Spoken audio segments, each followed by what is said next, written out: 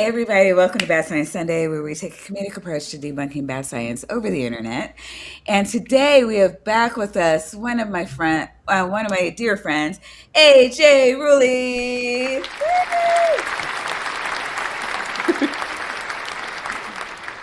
AJ, what's the elevator pitch? Elevator pitch. I am AJ from Waste to Human.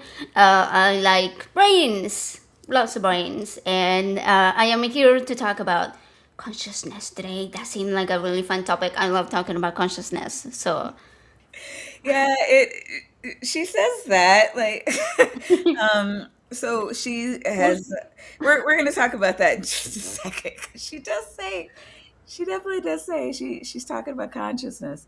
Um, maybe I don't know. I'm yeah. not Oh, you prepared. weren't able to see the video. It'll be an interesting one. That's a promise. But like, what do you do on your channel? Well, I've been doing. I used to do a lot of pre-recorded videos about brains, but now I've been more focused on like live shows and having people um, come present something that people can learn about, right? Like, hey, let's talk about humanism, or let's talk about morality, or let's talk about again consciousness.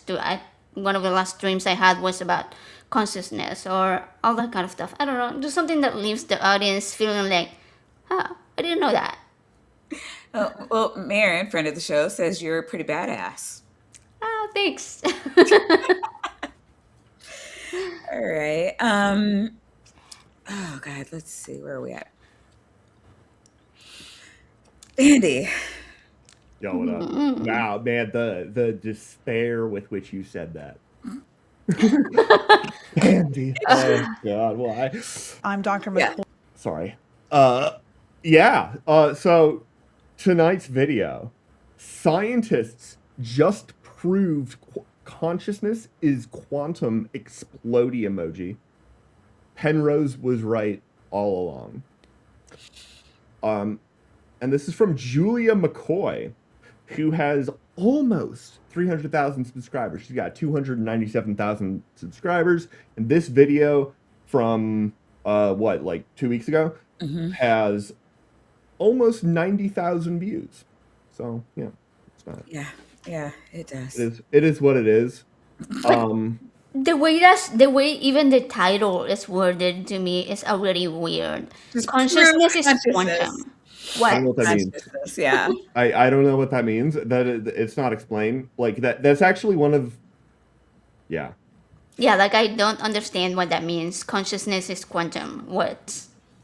Yeah, I mean, and it's really interesting. So she'll explain here in a second that she's an AI clone. And Yeah, I don't know what that means her either. description, it says, the world's first 100% AI clone, humanly run channel on AI news.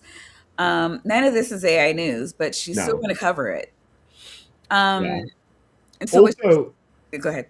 if this is the best thing I can think of when she says AI clone is that this is an AI generated avatar. If that's true, it's an excellent one. I don't think it is. I think that's just her on a video No, doing the actually, video. let it run. For the through her intro right here. Okay. Julia McCoy's AI clone. Julia McCoy is the founder of First Movers. She personally researches and writes every script you see me share on this channel because the future is moving too fast. So you can actually tell, like, I don't know, for me, like the AI generated people look like too perfect. Yeah. Go back like a little bit, you can kind of see like absolutely nothing wrong with her. She's a beautiful girl, but she looks real, as opposed to this like kind of a Yeah. Dollified. yeah. Yeah, Yeah.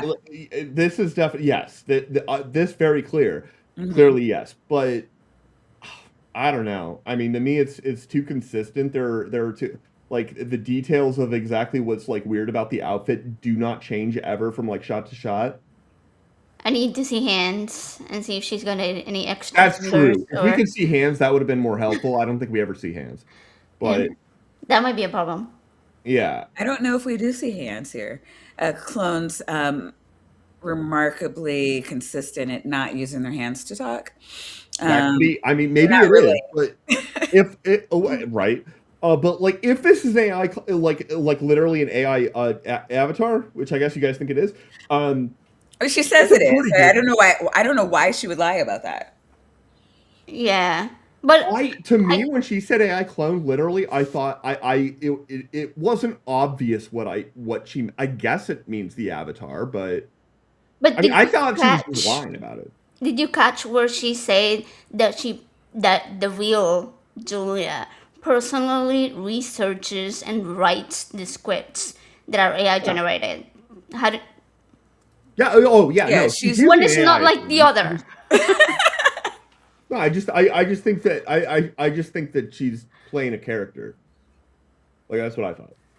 Could be. so like a couple of weeks ago we were talking about AI, like how YouTube does AI avatars, and so like she doesn't. She actually has a business where she produces this shit. Um, but it's very much like that, where it's supposed to look like you. You're not. I don't know if there's like some kind of a thing like I don't know. I don't look into TOS for AI, like if they have to announce that it's an AI clone or if just people take the liberty of stating it. But every time I've seen an AI clone, like they do start the channel saying, I am not me, I am clone of me. Yeah, So I don't know. that's true. It's also been like really obvious to me every other time, and to me it Yeah. wasn't really obvious. Maybe I'm just bad at this. Like that's Well, I possible. mean, this is her business. Like you can like it's on her. Like I went and Yeah, looked and to see like because she says I'm Dr. McCoy, and I'm like, what the fuck are you a doctor of? Like, that's huh? that's a character. As far as I can tell, yeah, her whole career has been like AI stuff. Like she has her own personal business of, and she does like different AI things like throughout her career. So I'm like, are you a doctor of AI or artificial intelligence? I don't know. I don't know. How do you I didn't become look that. one? Yeah, like What does what? that Technically, mean? Maybe technically, are you like Dr. Dre? I don't. but technically, only the AI clone claimed to be a doctor. She didn't claim Okay. the human version was a doctor. And Dr. McCoy is like a character from Star Trek, and this is a Star Trek patch and a Star Trek uniform that she's wearing. So, Yeah. like, Okay. I assume I wouldn't be surprised if her name is like actually Julia McCoy. That's not like a weird name to have. It's not a weird name, and it is interesting that her channel name is Julia McCoy, just Julia McCoy, not Dr. McCoy, not Julia McCoy PhD, just Yeah. Julia McCoy, and which is like why it was like so interesting to me because I want to know what her background Doctorate. is in. But like even reading the on her channel on her YouTube channel, it says I successfully cloned myself Yeah. and my knowledge, wait a minute, and my knowledge, so that I can, in my zone of genius, while helping millions steward humanity's greatest age of abundance, I explore AI news from the non hype critical perspective of an AI founder and Jesus follower. As the founder of First Movers, which is her current AI company, it's my job to study career and job impact from artificial intelligence plus quantum technology, as well as the future of our world, AGI, post labor economics, and UBI. I show you how to ditch centuries old programming and find your passion and meaning, which I believe is the best way to get ready for what's coming with the decoupling of labor and capital. I tell you the trends in AI and tech you should be aware of while avoiding the hype and clickbait one video at a time. None of that is true. I mean, I say none of that is true. Yeah, she's the founder of First Movers, and but like she's like what she's saying she's doing here. I'm like, Her whole feels character is like hype. she's just AI propaganda. Yeah. Right? Her whole character is a propaganda. Yeah. Yeah. Like, what are you talking about? You are the like prototypical example of what you are claiming you're not. Yes, exactly. That. That's what I call it. That's why I'm calling her a liar. I'm like, you're not doing Oh what yeah, you no, say she's you're full of doing. shit. She's totally full of shit. Yeah, no, like I'm totally on board with that. I want to be clear. Like this video has a lot of interesting shit in it. It's not gonna her. It happened accidentally. But like normally when you're a doctor, you kind of lead with that. It's like I sure as shit too. I don't know. This is so weird. I'm looking at her website because I was like, is she really a doctor? I don't know. It doesn't say anything about her being a doctor. I think the Dr. McCoy thing is a Yeah, character. character I don't think thing. she is actually trying to claim, and she could be more. She could and probably should be more explicit about that, but I don't think she's behaving on that particular issue Okay. so far in what I've seen unethically. I think on other issues, because there are other issues.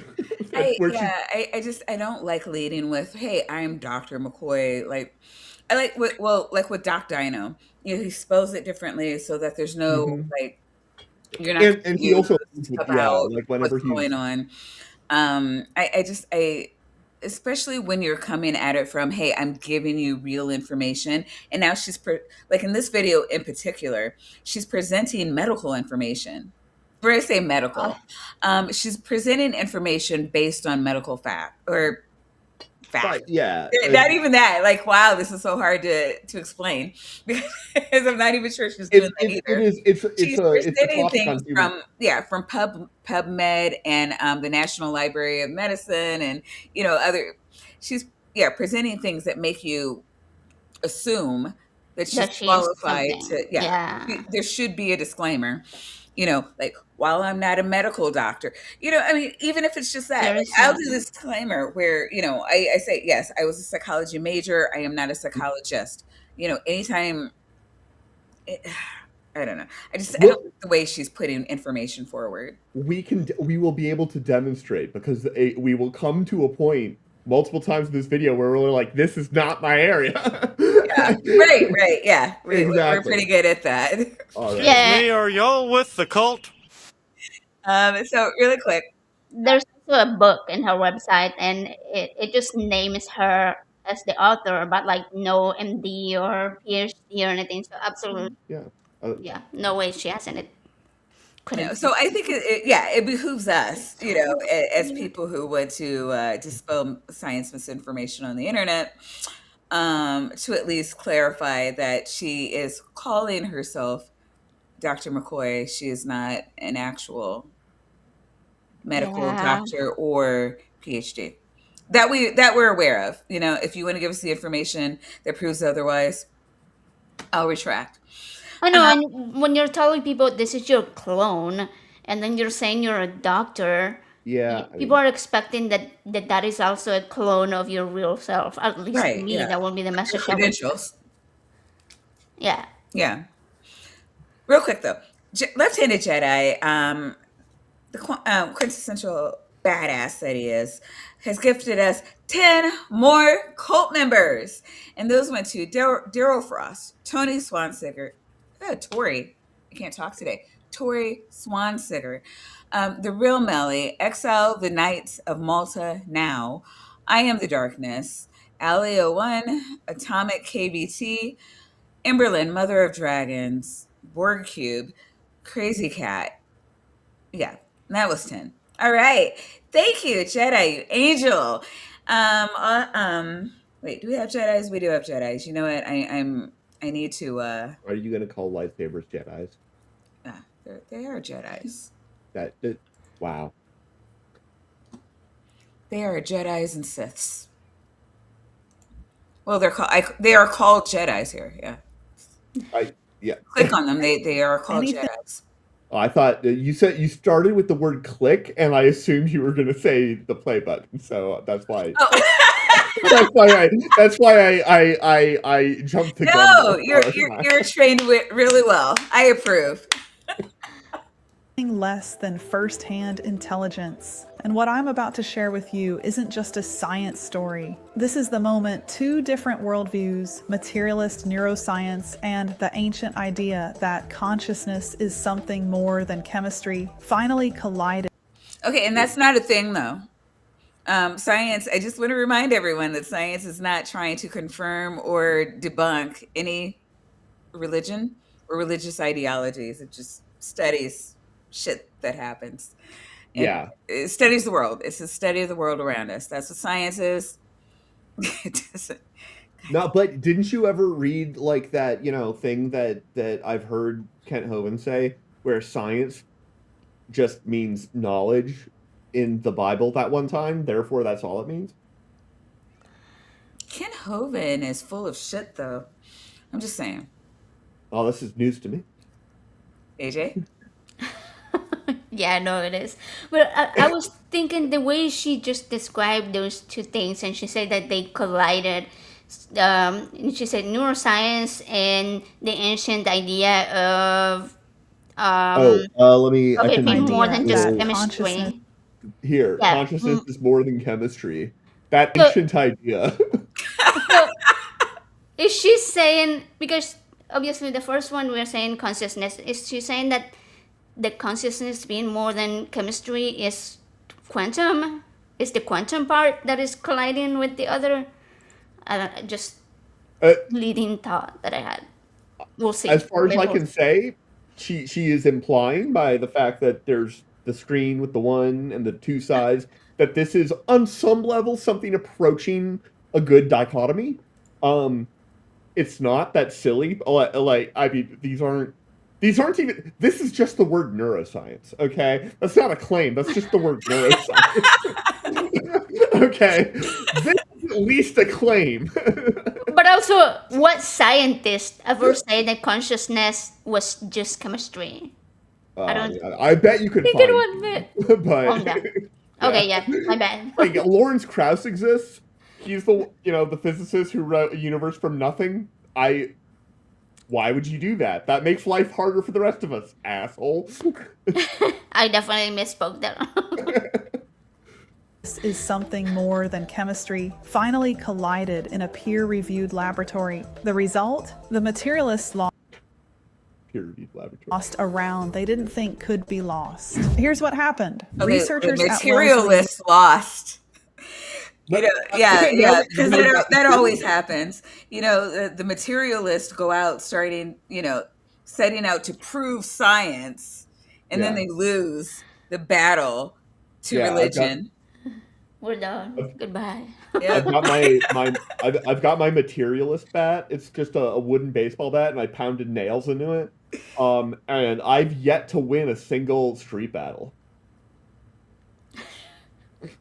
Fair. led by neuroscientist Michael Wiest, decided to test the Penrose Hameroff theory.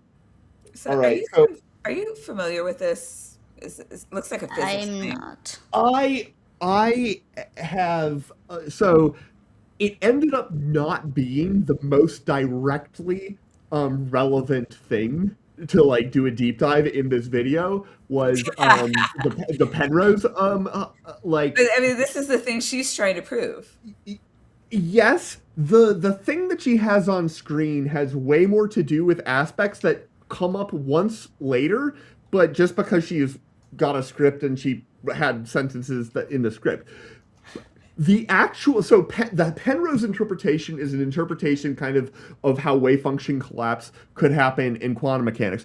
And Penrose, since like the mid 90s, has written a lot of kind of wacky papers, but not I would not call them crank. Okay.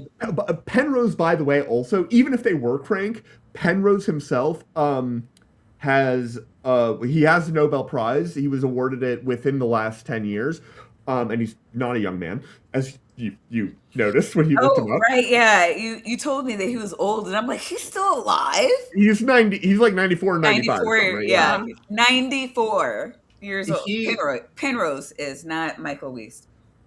I think that after Stephen Hawking, I think he might have, if he worked at Cambridge, I can't remember where he worked. He might have had the same like professorship that Hawking had, which was the same one that Isaac Newton had. So, this is a serious guy. However, his ideas on the quantum origins of consciousness have not convinced the community, but they have not rendered him somebody that you ignore generally. Fair enough. Now, Brentley, you haven't been here in like over a year. Like, what the fuck? Now, while I am a benevolent goddess and I forgive you, yes, this is the meeting of the cool people, and all the cool people knew that. And yet you haven't been here and didn't know that. Can you still come here? Take this seat right here. Yeah, right. But Penrose, basically, he appeals at some... He has this weird idea that computability has something to do with it. I'm not able to steelman that. That it doesn't really come up. And also quantum gravity, which makes a lot more sense because that is more his... That is... He is a great scholar of general relativity, so... Oh, Titan has a question for you. I mean, technically, that's directed at you. Oh, no, we don't, what do you call it? We don't, talk about magnets in my field. That's a totally physicist thing. Yeah, it is. Directly. The theory, called orchestrated objective reduction, or Orch OR for short, proposes that consciousness arises from quantum computations happening inside tiny structures called microtubules. Okay, and speaking of things that are not in psychology. Oh, this is not in psychology. No, this is firmly in fringe physics. And I will describe him as... I will describe these things very much as fringe. Fringe doesn't mean wrong. Right, sure, yeah. Questionable. But this is... I mean, it also does not mean the scholarly consensus. Categorically. Like everybody kind of is like, oh yeah, Penrose is like, oh, it's like what did Penrose? Oh, it's one of the... Okay, never mind. And we kind of we're like... Because it's also just, it's so not his field. The dude is like an astrophysicist and a relativist and he works on the frontiers of physics and like biophysics happening in the brain, which is warm and hot, is a lot of other topics first. So, yeah, she really wants to make consciousness be quantum a thing. Yeah. So, I mean, and I tried to Google. I'm like, is this a thing? Like, I know I'm going to talk to Vandy about it, but I'm like, am I starting off in the wrong foot?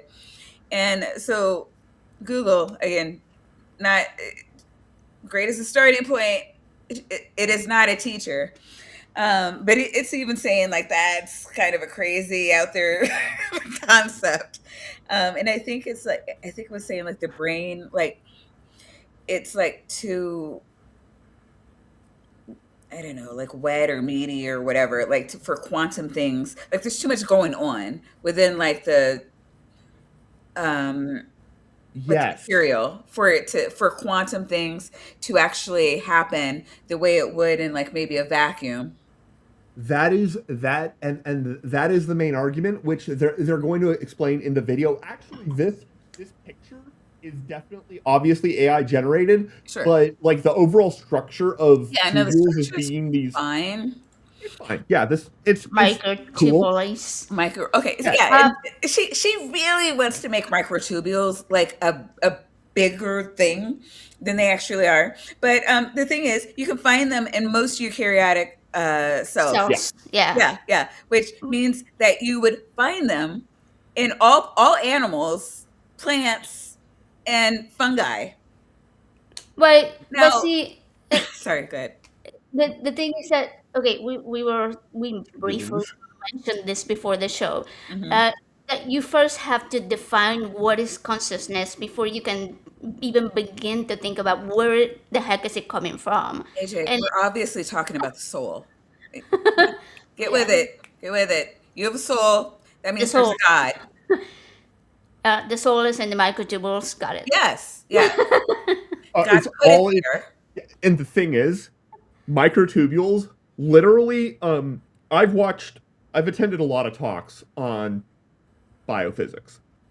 85% of them have microtubule in the title. Okay? Okay.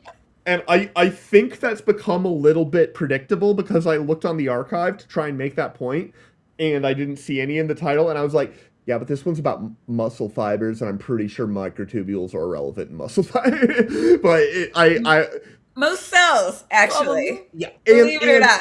and they're a simple thing that you can model with physics, Yeah. as opposed to the extremely complicated. Uh, Physicists like simple problems. The things that happen in cells are not simple problems. Oh, but real quick. Motherfucker. Hey, Skeptic Haven, thank you for the raid and thank you for sharing your community with us. Today we're talking about how you can find how God put the soul into our brains and it is manifest through consciousness. So, yeah, we have fun over here. Pull up his chair, stay a while. As demonstrated by drugging rats. Okay. Microtubules are the skeletal scaffolding inside every cell of your body, including the neurons in your brain. According to Penrose and Stuart Hameroff, Including, meaning I'm only going to focus on the neurons in your brain and act as if they're only in the neurons in your brain, despite the fact that they're in virtually every cell in your body. And also, she said in a result, including the brain. Yeah, she did say including the brain, but like she's only going to focus on the brain and then act like there are specific cells just in the brain that harbor souls. Now, I am not, I'm not saying there is a soul, there isn't a soul. I am going to say that that science does not confirm or debunk the presence of a soul. So whatever the fuck she's reading is not saying what she says it's saying. Yeah. Tracks. aren't just structural support beams, they're quantum processors. Every conscious moment. Wait, we have to. Are hear they? that. No. No, I want everybody to understand what she just said.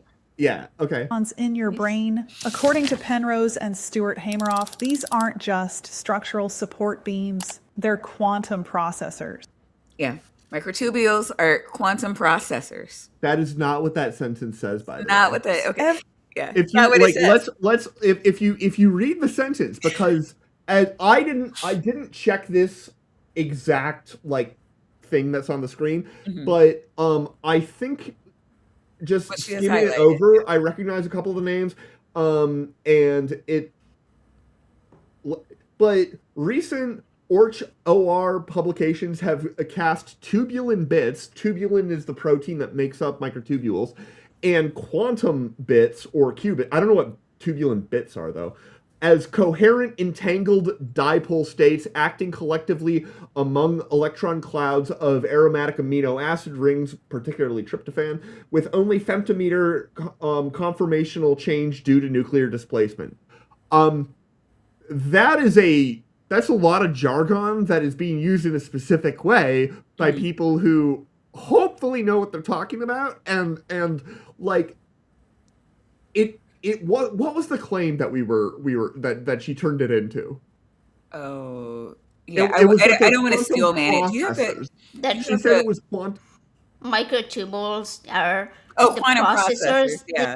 Quantum That's processors. not what this says. Yeah. There are it could and there here like they do talk about computational capabilities and enhanced computation and blah blah blah. Like computation is a thing that is mentioned here. She can't find something that says that nice soundbite because it doesn't exist in these papers, because this is fringe science, but what she's doing isn't science at all. So, yeah.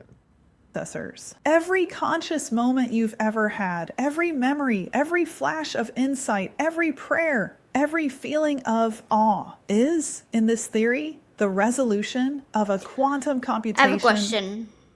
Okay, is there even... Okay, no, it was... My brain was processing the last part that you were saying. Is there even such a thing as a quantum processor? Because, like, I feel like that's... Whoa. Yeah, but in the body, Vandy. No. No. They're not in like the no. Quantum processors are the thing. They're like the thing that does the computation in a quantum computer, of which there are a bunch now, none of which are amazingly good. But we're working on it. Okay, we're working. There's something there. It's not. There's a lot of hype. That's bullshit. But the quantum computers are a real thing, and therefore quantum processors are a real thing. But they don't exist in your head. Even if Bill Gates were putting a chip in there, they still wouldn't. That wouldn't have a quantum processor. I mean. Okay, yeah, I definitely wasn't thinking of like as far as computers, because I have heard that term. Yeah. My kid loves all that kind of stuff, so quantum processors is a thing my kid will say. Sure, but I was wondering of like there are more of things like that the way she humans used made. it, and it's Yeah. like it's like Quantum processors are things that humans built for humans, not that God put in the human brain. Also on the panel, I would be, I think, not particularly at all qualified to speak on what actually exists in the brain as far as how computation actually works. Like, the things that I'm going to opine here are microscopic physics. Everybody understands you're an astrophysicist, and that you're only talking about astrophysics when you speak. No, totally cool. However, you can speak to where quantum processors are. And, I'm pretty sure that everybody would take you as a credible speaker if you say, no, not the brain. They're all in correct. Everything that I would describe as a quantum processor is going to be in an exceptionally cold environment also, which is relevant. Noted. Brains? Too hot. I don't even know what he's clapping at, but thank you. Across billions of microtubules entangled across your brain. Oh yeah, the soul tubes. I love this. That's perfect. That is what she's talking about, right? The soul tubes. Yeah. I love it. For 30 years, this was philosophy with equations. Beautiful but unprovable. Until Wist's team ran a simple test on rats. All right, so that's the paper. Yeah. That's the one I said I was only able to find. So there's two papers in here. One was, it was the other one. The quantum microtubule substrate of consciousness is experimentally supported and solves binding and epiphenomalized problems. I'll be able to talk later. So I found that whole thing, and I did read it, and I'm like, wow, so not what she's talking about. Mm-hmm. This one, I was only able to find the abstract, and I should have asked a question. I should have asked you. It's only 12 pages, look. I think that what's interesting is, like, even the abstract doesn't say what she says it says. No, okay, so what it is saying, basically, is that they are when they gave a particular type of drug that was known to affect microtubules specifically, that affected how fast anesthesia kicked in. Worked. That is the too long didn't read of the thing, and so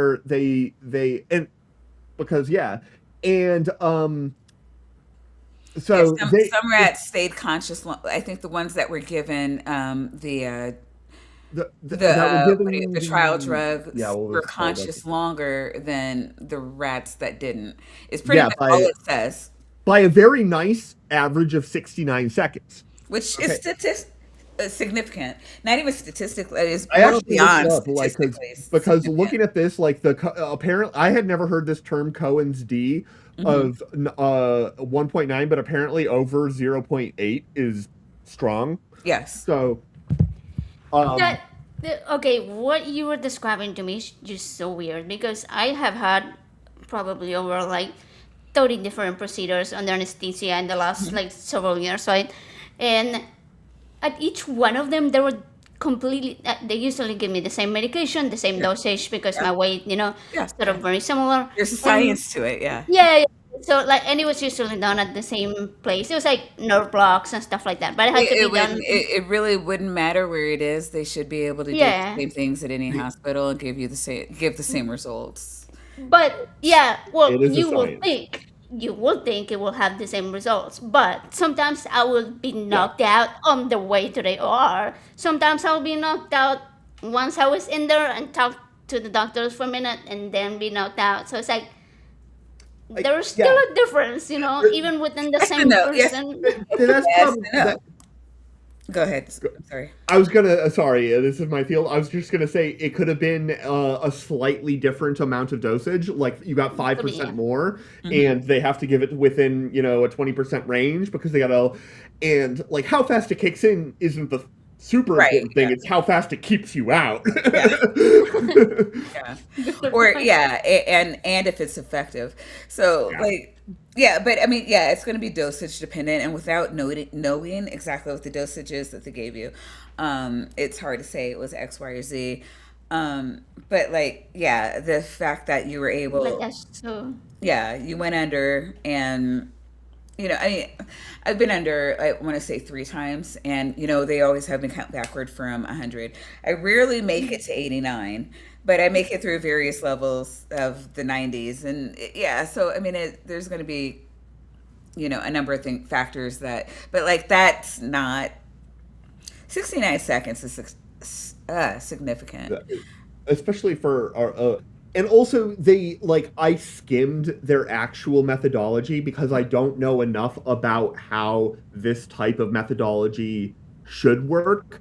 I know that they didn't use that many rats, but they used them over many different days, and they like Hmm. cycled them through in ways that made it seem this seems like a competent work as far That's as I know.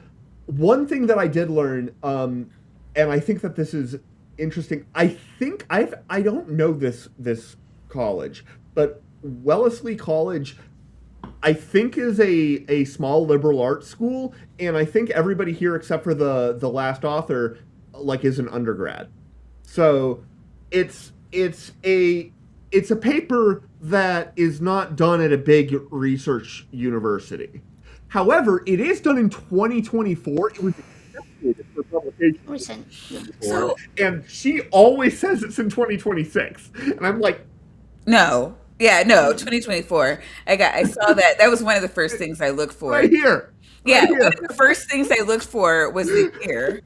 Um, because like that, I don't know, the way she talks about a lot of stuff, it kind of reminds me of like young earth creationists where it's like, well, we, da da da da, and I'm like, well, yeah, 1986 maybe, but like we've come a long way. But I'm like, okay, the study was done in 2024. I want to say it came out, or like it was started getting like not published, Attention. but Yeah, yeah, attention in 2026. I can So believe that. yeah, but like not no, it whatever.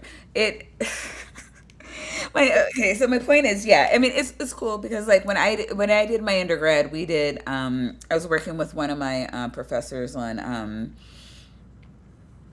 I forget what it was exactly. But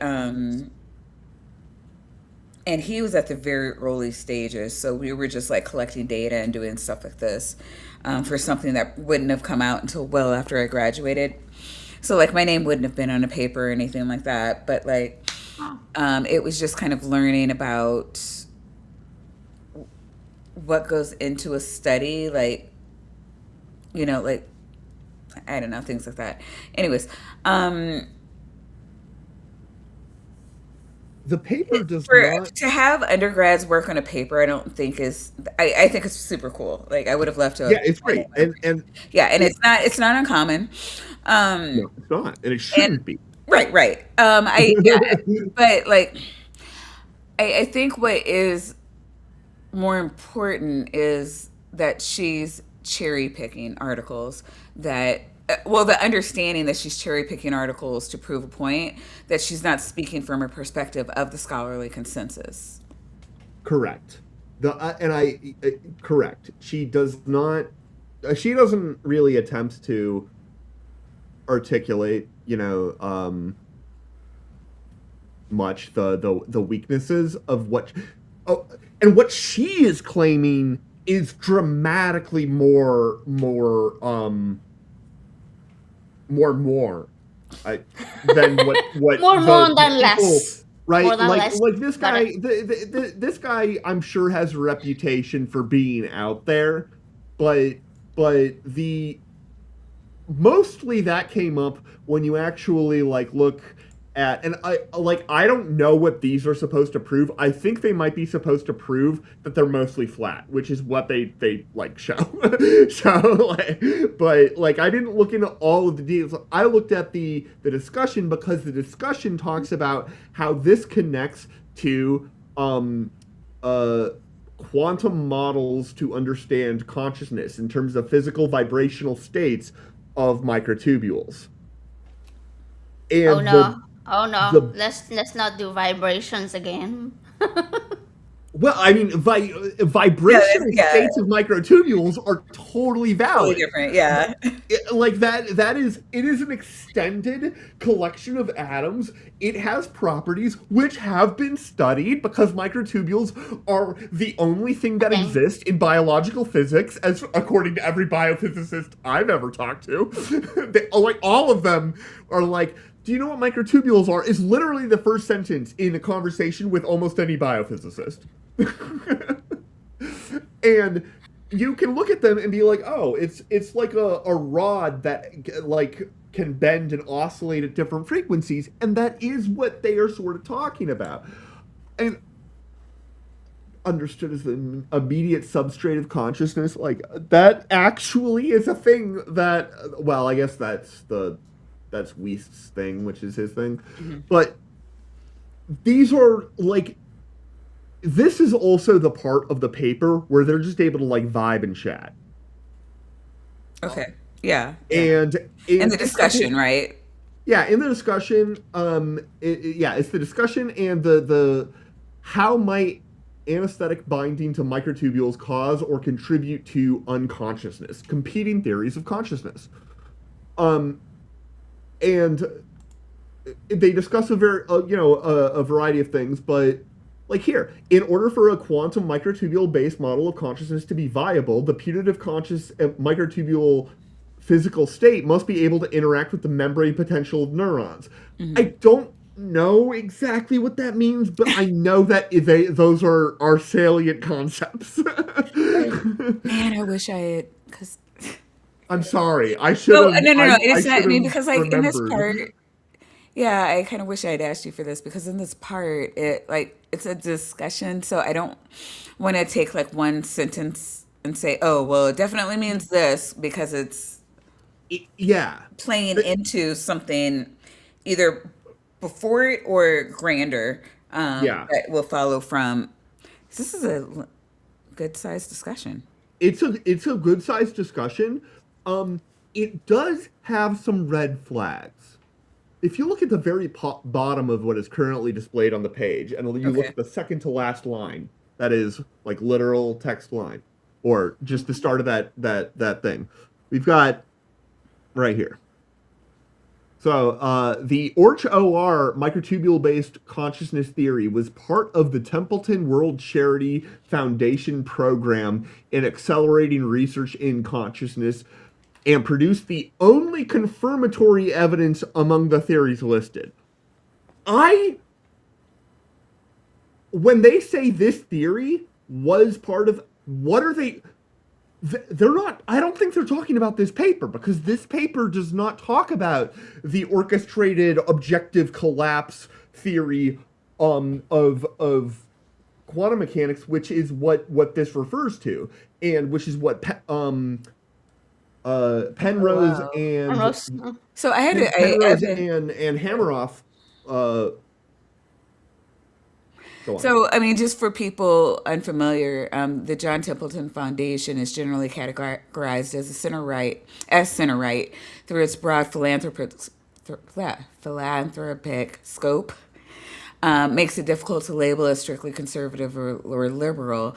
While it's not a religious organization in the institutional sense, it is heavily focused on religion and spirituality, and The that's what's like found like Yeah, funding the and and paper. the thing about the Templeton Foundation is if the Templeton Foundation funds your project, I'm going to look a lot more closely on the rigor of the project. Right. It doesn't mean that it's unrigorous, Not but it doesn't help your case. right. Yeah. No. I think it's It's a nod that you need to maybe take it's a claims correlation. more serious. Yeah. Yeah, the people who reach out and get a Templeton funding grant are that's a group that self-selects and is motivated. You can be motivated and still have your end result be honest. yeah. You can, I Sure. think.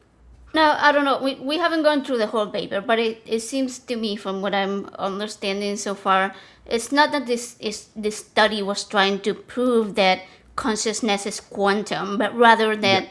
that if something affects the microtubules and the Yes. I guess the difference in the amount of time that is the Yeah. anesthesia and all that stuff, that it will help you understand the processes of consciousness a little bit better, but not like prove that consciousness is quantum, or that what the fuck was the other one, that it is a quantum processor. The microtubules are quantum processors. It's like that Yeah. is a whole separate, like, she created that. It Yes. Yeah, absolutely. She absolutely created that, and we haven't even. I don't think she's even said the most obnoxious part, and so Okay. we So can get back into this. yeah, and so like what the abstract is saying, just like to clarify, like volatile anesthetics.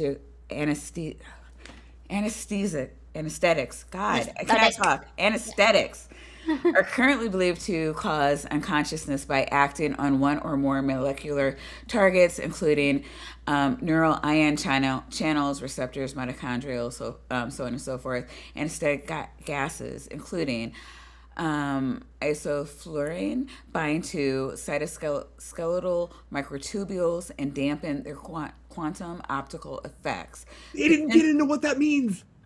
Well, the paper, this is just the abstract of the paper. The rest of the paper is supposed to get into what that means. Um, And they do. and they do. Yeah. Well, I would hope so. God. Via citation, they do. Yeah. Like that is one of those things that they cite to. They're not. Yeah, I wouldn't. I'm just saying I wouldn't expect I know. that I'm from sorry. the abstract. I'm very excited to talk But about this. Okay. you're great. They did. You're right. They did not in the abstract. But yeah, I'm glad you pointed that out because yes, it is something that they should and gladly have pointed out throughout the rest of the paper because you can't just like start talking jargon without explaining what it is that you're talking about. Like Let's seriously, try like for bingo. love you. Let's see.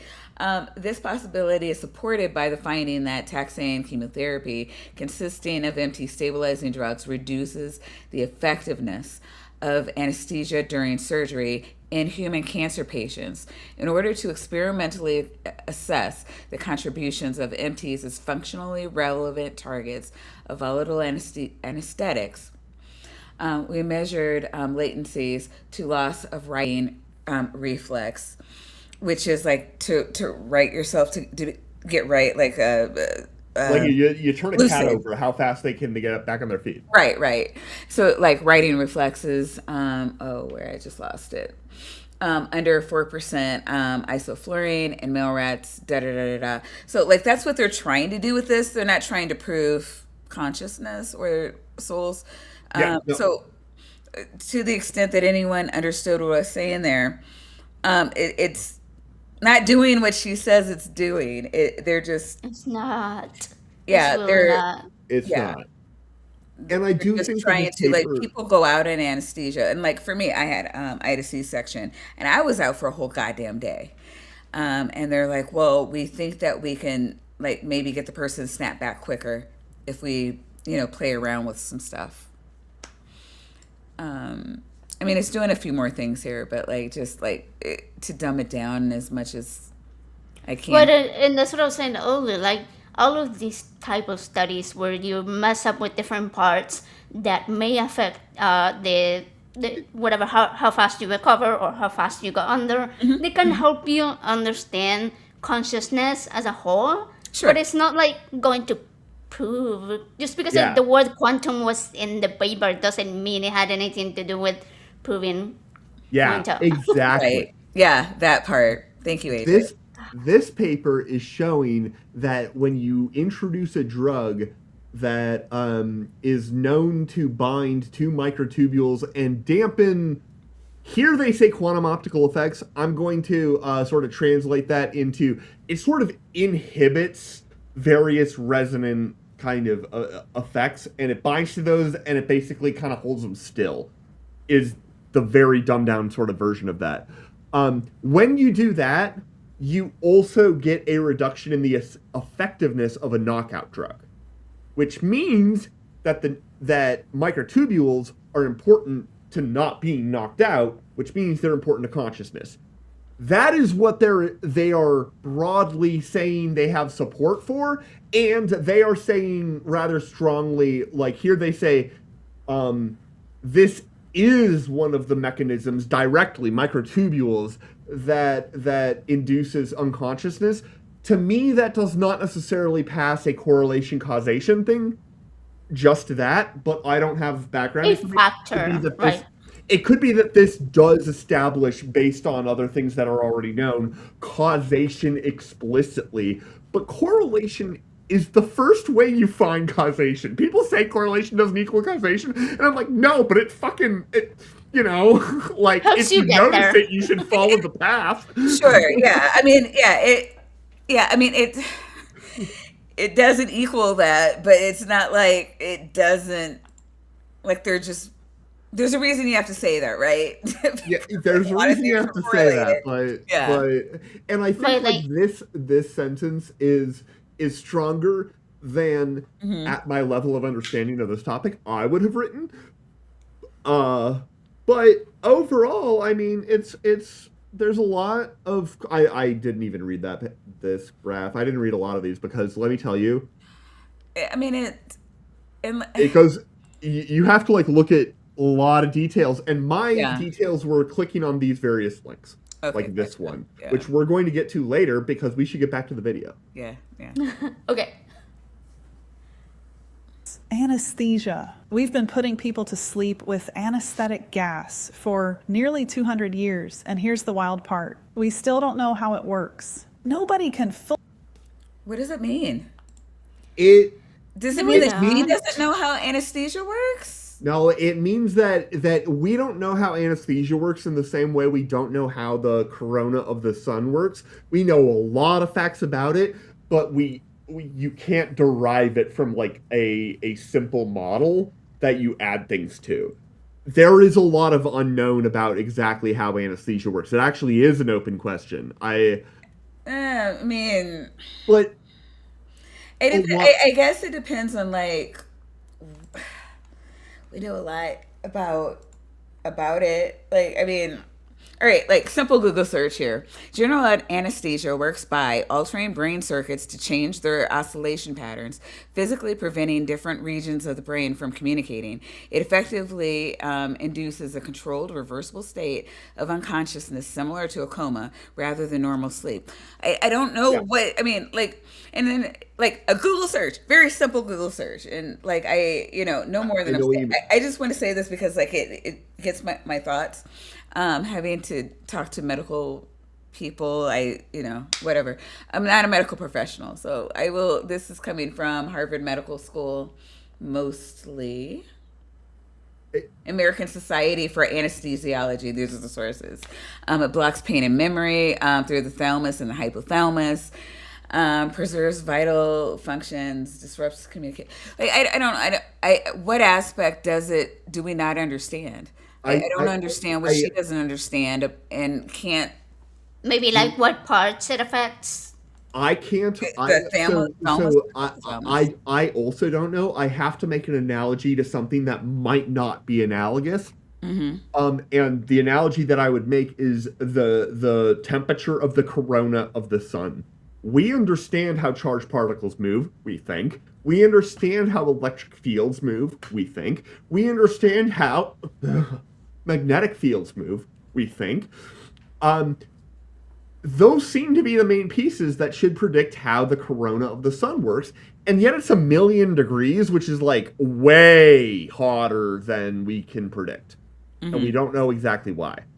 There's something that we're missing, and that difference is a big predictive gap, because when you have, and in that case, that makes the temperature super high. In this case, I think that makes everything shut down in like an anesthetic way.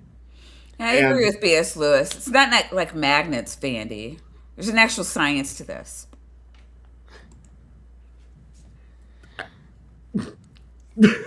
AJ? I don't know. No, but my question here would be, because she specifically said gas, like we've been putting people to sleep with the gas. Mm-hmm. So is she referring to only gas that we don't know how that works, or all anesthetics? Because there's a difference. There will be a difference there. That's a good question. I actually Unclear. don't know. It could be that this claim only does extend to anesthesia that is delivered via a gaseous inhalation. It's unclear. You guys are really trying to steelman her, and she's not making a cohesive claim. No, she's not. She's not. But the general statement that we don't know how anesthesia works is true, sort of in the same way that we don't know. It alters brain circuits to change their oscillation patterns, That's not physically preventing different regions of the brain from communicating. Like, that's just what it does. Are you saying like how it does it, why it does Yes. it? Yes. Why?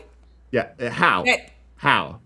Like which specific things? What is the exact chemical pathway? Because we do understand that in a lot of things. Like we understand the outcome, but not And- necessarily the process. No, we understand or both sort of of those things. We understand the both of full. those things. I don't understand what you guys. I don't know. I think me and Vandy are Or talking past each other. I think so too. Yeah. maybe That's fair. like So maybe we should move on. maybe it's like evolution, where Well, like Daryl Frost is we saying you know what it does, but understand. not how it does it. And if you know what it does, then you know. I don't know. The I how, don't like, think I that's don't know what. true. I guess I'm unclear on what you guys are saying. Like how. Yeah. I'm like, I don't. What do you mean how? There's a procedure, like in like that we can see What is and test. biochemistry? I don't like we there's like when I say like there's a science, like there like actually a lot of studies showing what happens when you do this happens. So I like how it's like, okay, well, I mean, is it like magic fairy dust? Like it's not. Yeah, but I like don't understand like what you mean by how, because well, like I not don't know. not necessarily like all the how, but like kind of like I was thinking of evolution. Like we understand evolution, we know what evolution is, but we're missing like a few little pieces. It doesn't mean that the rest of it isn't evolution, right? I'm trying to think of something specific to myself, and I'm probably going to fuck up the explanation, but I have a condition called CRPS, and we know what it causes, and we know the majority of the processes, but we don't know the cause of it, and we know the treatments for it, but we don't know the cause of it. No, I'm So not it's like, saying like every medical thing, we know why and how every medical thing yeah, happens, but as she's talking about this, I don't know what the fuck she's talking about because it's just not Yeah. true. What she's saying about this thing here, not I about guess your we'll son, see. not about your disability, not about anything else. What she is saying about anesthetics does not make sense to me. And we can Okay. try to say that she's talking about, well, it's like this or it's like that, and I don't see it because like what she is saying makes no sense to me. We do know how it Okay. works, so I don't know. So Daryl Frost is saying, Maya, we know the end results. We don't know the end. I mean, yeah, the end results. That's not That's not contributing. no. We do know the end results, and we know how we got to the end results. We know the start, the middle, and the finish. I don't know what the fuck is wrong with you guys, and not against you, Daryl. I'm not saying that. I love you, Daryl. Please, always come back. I'm frustrated, like because I don't understand why you guys don't Yeah, understand, I but it get may it. be because I understand more, and I'm just like, That's where why you're where wrong. where in what I understand is missing with what you guys don't understand. Well, That's my and I'm just I guess a little that, confused, that and was why I Yeah, that and was why I leaned on the analogy to the solar I don't corona. I That's don't the best want I an can do. I analogy for can't. this because we don't know that it's what she's talking about. I'm gonna say I have no degree, so I am probably I completely wrong. So And I just want to be clear, like why I'm saying we don't know what the fuck she's talking about is because she's not that's saying what the she fuck she's doesn't talking say about. shit. all right. She doesn't She's fucking making a do. claim that she's not backing up, and which is why I'm pushing back on trying to steel man her position here because it's not. She needs to be the one that does that. Okay. Science knows what the fuck it's doing. She doesn't know what science is doing, and just because you don't know that the Earth is round doesn't mean it's flat. Yeah, That's all I'm saying. I do. Fully explain why a specific molecule makes consciousness disappear. Penrose and Right, Hameroff yeah, had a steel man that. Find me an analogy. The steel man's that. Yeah, I no, that I I can't. did my best already. I'll give it to Mm-hmm. you. Uh, Mm-hmm. and Mm-hmm. my specific analogy would be how is the solar corona heated to 1 million degrees? That's my Wait, specific to the analogy.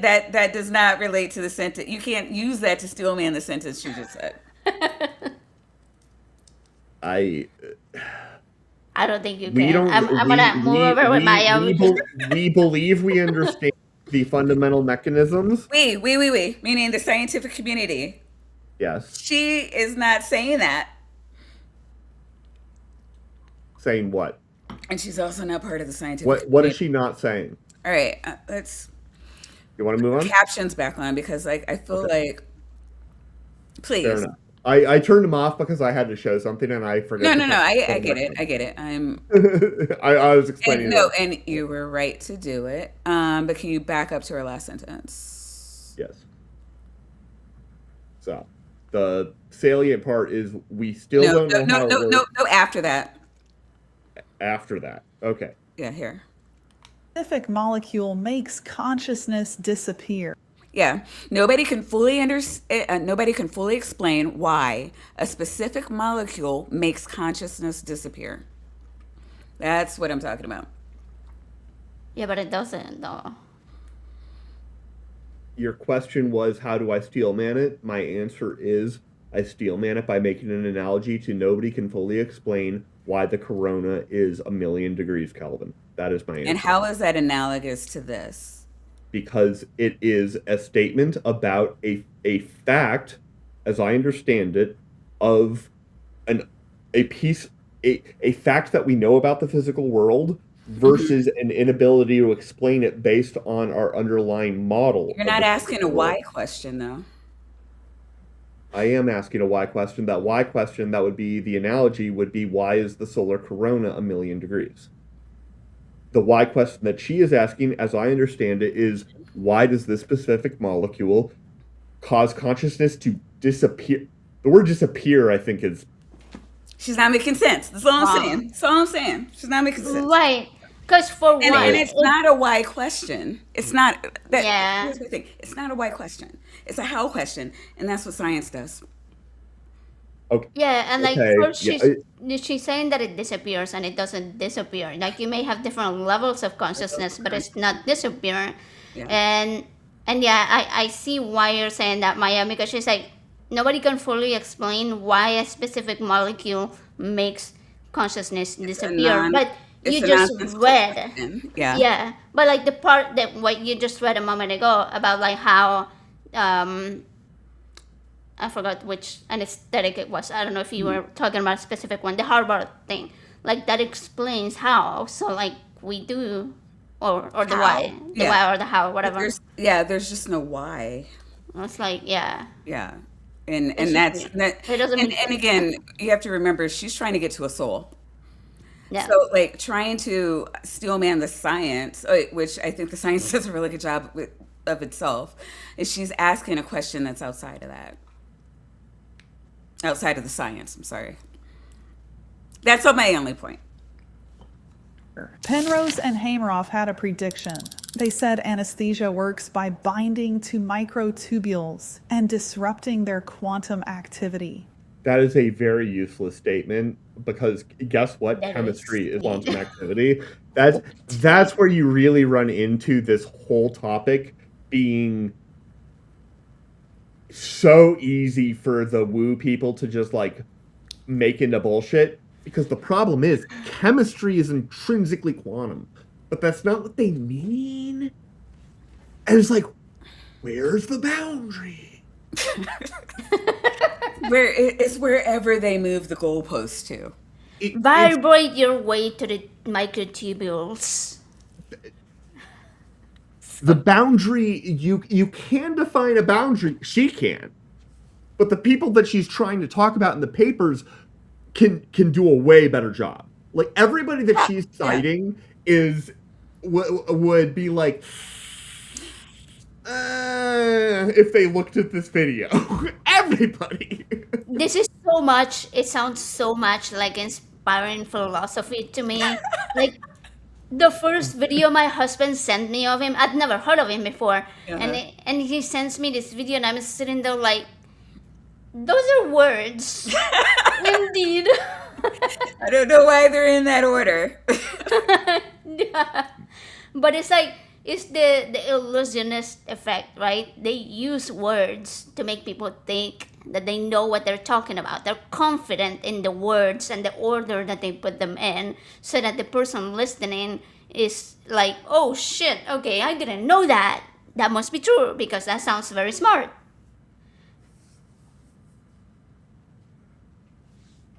Sorry.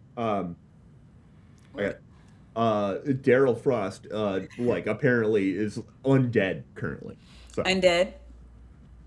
he lived through a lot this past week, apparently. So If that's true. God. Okay. Oh yeah, wow. scroll up.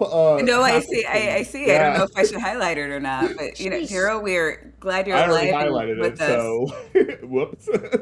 Wait, then no. drugs I that- mean, like something. 'Cause When I say YouTube, yeah. highlight, I mean like this. Yeah. And Daryl, we're glad you're.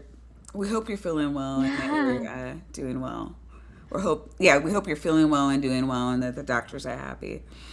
God, it's crazy. That stabilize microtubules should Tubules, microtubules. make Microtubuli. anesthesia hard. Microtubuli. It harder to Yeah. achieve. The brain should stay conscious longer. The Wellesley team gave one group of rats anesthesia. The other group got anesthesia plus a microtubule stabilizing drug. The result was published in the journal A Neuro and reviewed in 2026. It was published and accepted. It was submitted and accepted and therefore published in 2024. It says that. Like, yeah. It actually It's says the that in the rats. paper. It says that, like, I showed it earlier. It doesn't say it, like, did it say it on the screen? It may have said it, like, on the With screen.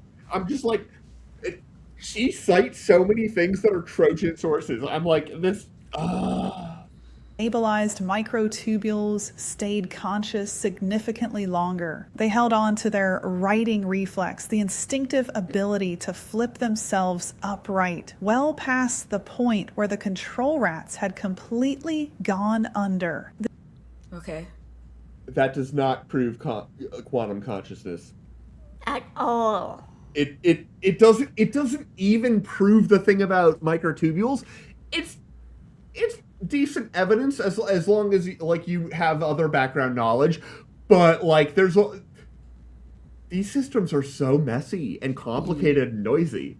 So, you know, This is the Like for me, this is like sure, yeah, it is a study that's gonna help you understand some things, right? Like further study microtubules as far as like anesthetics go, but it's like it has nothing to do with consciousness being quantum. What the fuck is she talking about? I'm so angry right now. she doesn't even discuss what that means. No. Yeah. Have a Steelman version, which is not what she would say, because what she would say is not thought out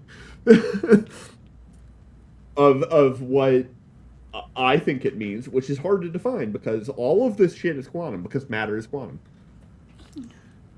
first causal experimental evidence, not correlation, causation, that quantum activity in microtubules is directly tied to consciousness itself. That is false. Aw. We have no studies that directly demonstrate that activity in microtubules is directly tied to consciousness itself. We find that, I mean, at this point, I have to understand, I need a definition. What are we defining as consciousness? Because we also see it in plants and fungi. She's talking, and these are brain cells, right? So it's also, you also see microtubules in other cells and in plants and fungi. Like, I don't, what is your point? What's the definition? Yeah, I think she's using a completely different definition of like awakeness, maybe? I don't know. It like if you start with the standard accepted definition of kind, it's very easy to get from there to her definition. Okay, so I'm just going to leave that as an exercise for the reader, and say that If you can understand kind, then the rest of this should follow. right. Yeah. Am I wrong? I don't know, because like it's been a lengthy period, years, probably a decade now, that I've been trying to get somebody to tell me what a kind is. And that's just you. Yeah, I don't. Gish has been galloping for years. He's not even galloping anymore. Let me say that again because I want it to land. It's not going to. No, Just please got the don't. first experimental proof that consciousness is quantum. No. Mandy, No, we didn't. No, we didn't. There is no. One, you haven't explained what that means.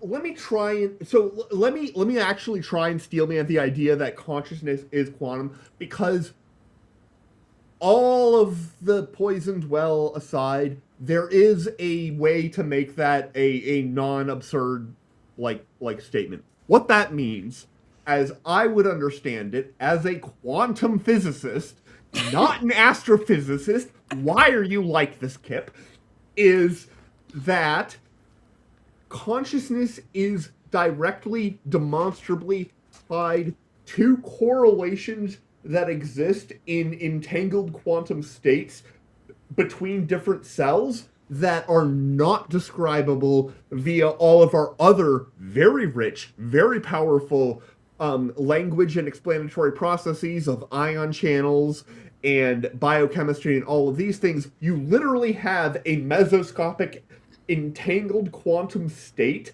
that spans over numerous cells and lasts long enough that there is some way that it can kind of at some level persist and not just immediately bleh.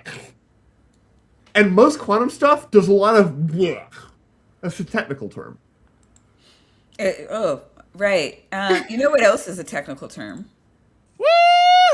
Yeah, I'm unstoppable. Today is my day. Hucky, ducky, dapaka, Hadouken. Ha ha, fuck yeah. Zebra parkour. I bet you didn't know it was so badass. I'm gonna twerk for misinterpretation.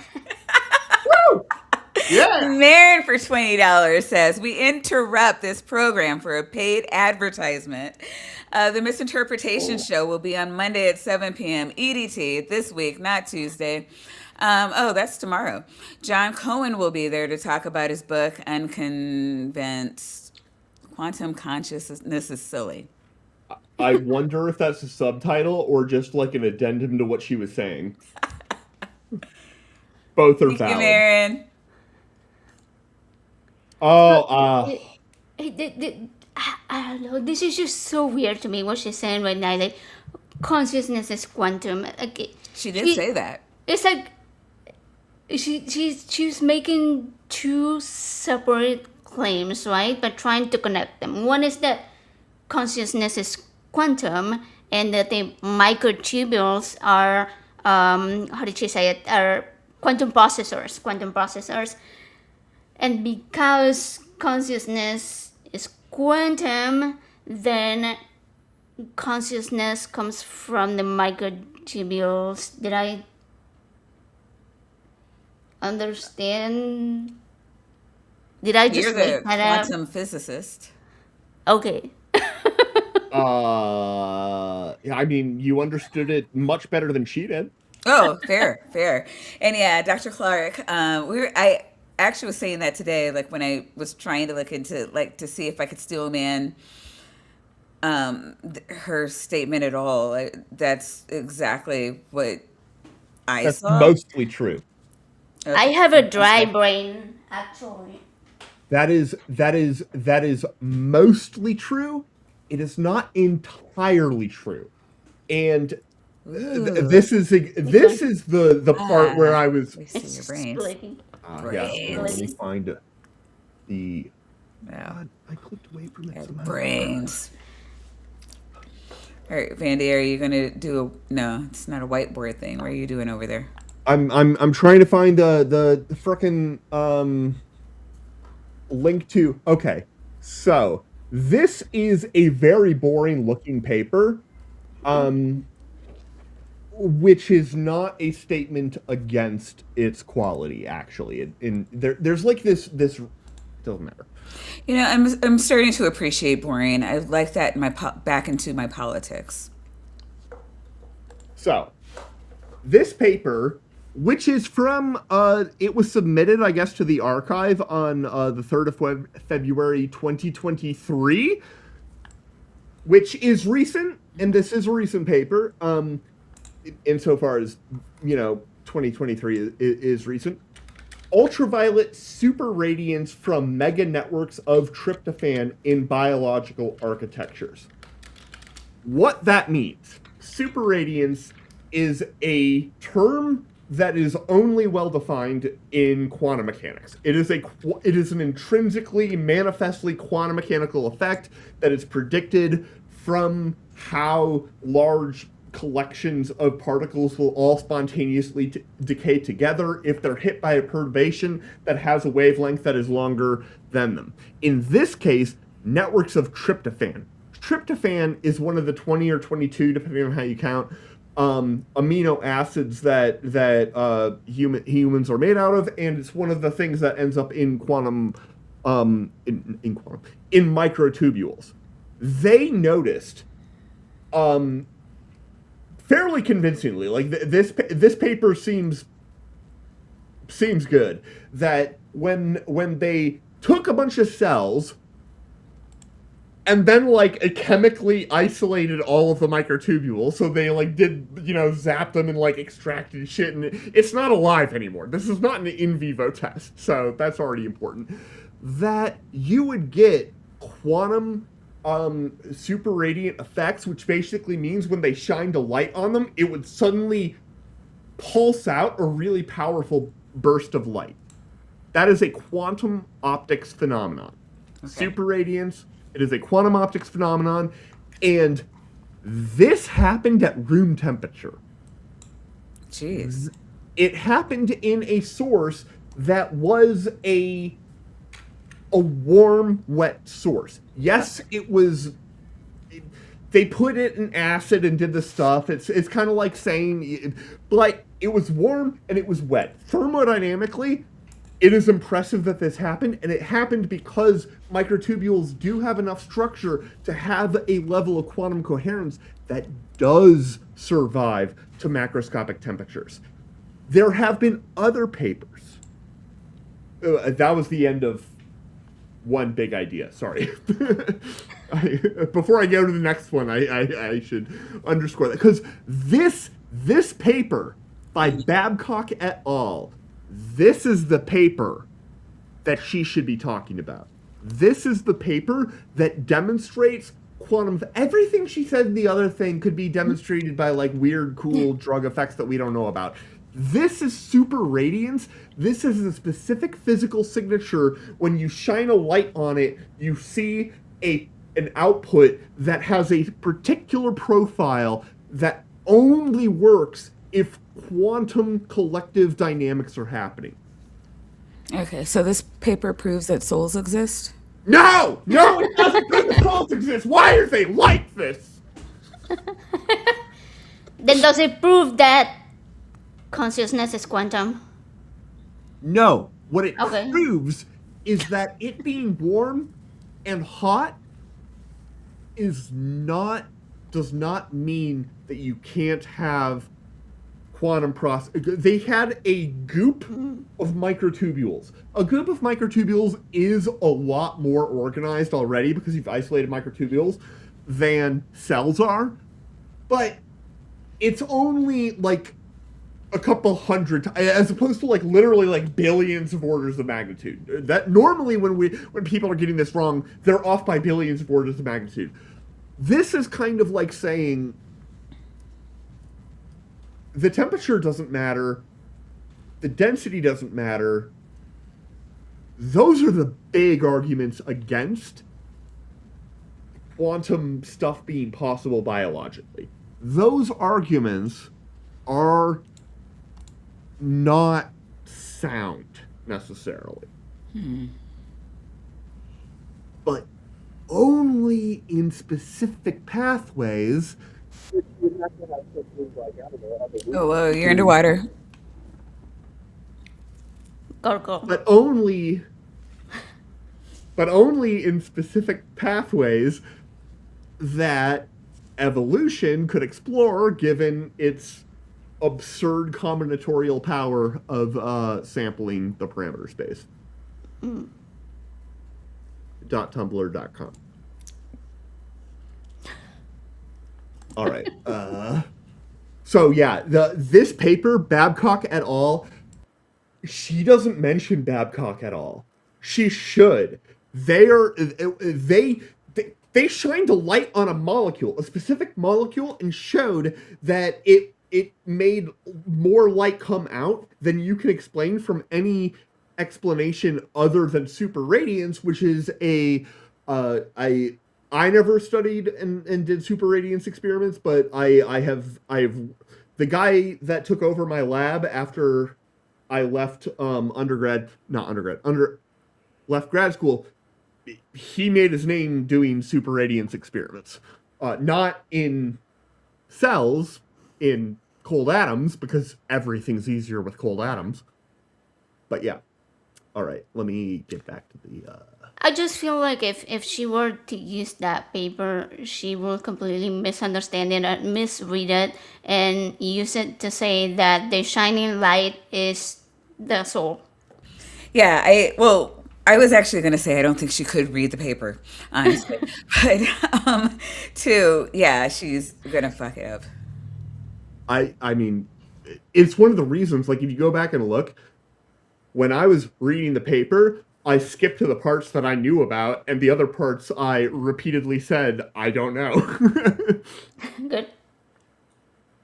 Now, here's where it gets even bigger. In late 2025 and into 2026, multiple independent papers built on this. By the way, I scrolled down. There is not a citation list. Oh, I did actually. Did I ever give this to you, Maya? Because I did collate a list of citations, You which did I'm not not going to give do me that. live. I didn't give it to you, but we can put it in Chat or in the box? in we can put this is for the box. This is Okay, too big gotcha, to gotcha. put. But I Put it in the box. don't have it, on my paste thing, so I'm going to press Finding play. a separate review of evidence published in the journal Neuroscience of Consciousness reviewed direct physical evidence of a macroscopic quantum entangled state in the living human brain that correlates with conscious experience and working memory. I kind of feel like that's bullshit, and I don't think that that's what it's saying. That does. Wait, indirect physical. Oh, okay. Recent experimental evidence, briefly reviewed here, points to intraneuronal microtubules as a functional target of inhalational anesthetics. This finding is consistent with the general hypothesis that the biophysical substrate of consciousness is a collective quantum state of microtubules and is specifically predicted by the orchestrated for fuck's sake, Penrose's theory that she's trying to prove. Panprotopsychism. Oh wait, no, that's the next sentence. Sorry. Oh wait, it also reviews. I also review experimental evidence that functionally relevant quantum effects occur in microtubules or room temperature indirectly. Wait, which? You already said that. Having established the physical, you're probably not looking at what I'm showing because I have this abstract displayed. I'm trying to figure out which. So direct physical Which evidence. abstract is this? That's my question. Right? Sorry. I don't actually know.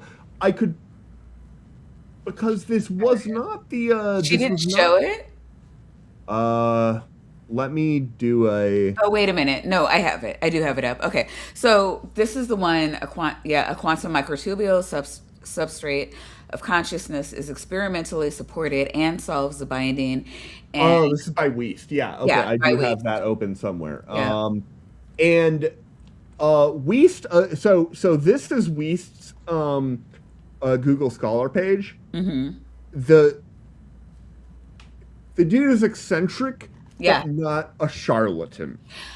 Yeah. That's how I would put him. No, yeah, and when we're talking about like fringe ideas, yeah. And again, I meant to clarify this earlier. I like when people put fringe ideas to science. I think that is right and good. Yeah. What I don't like is her saying, "Hey, a scientific experiment was done, therefore I'm right." Yes. That's perhaps bad faith argumentation. This guy, I would do things differently. I would do things differently than everybody. Sure. Okay, and I'm looking at what this guy. So what was that one? No. Can you give me a? Because I might be able to. Experimentally supported and solves the binding problem. This one. Okay, so if I clicked there, I found here. Yeah, that. A quantum microtubule substrate of consciousness. Okay, this is just like the metaphysical substrate that you have to have if you're ever going to win an argument with Darth Dawkins, or an honest version of Dr. Josh, as one does. And yeah, so recent experimental, exactly. So we had to do this work. We had to find this paper. Yeah. Because she didn't put it in there. I just sent Maya a list.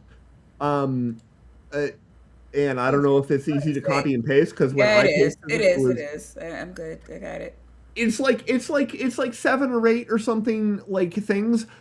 I looked at most of them. I don't know that I looked at all of them, but one of the things about like academia is if you look at a lot of shit that disagrees with each other, that's a pretty good way to like try and learn.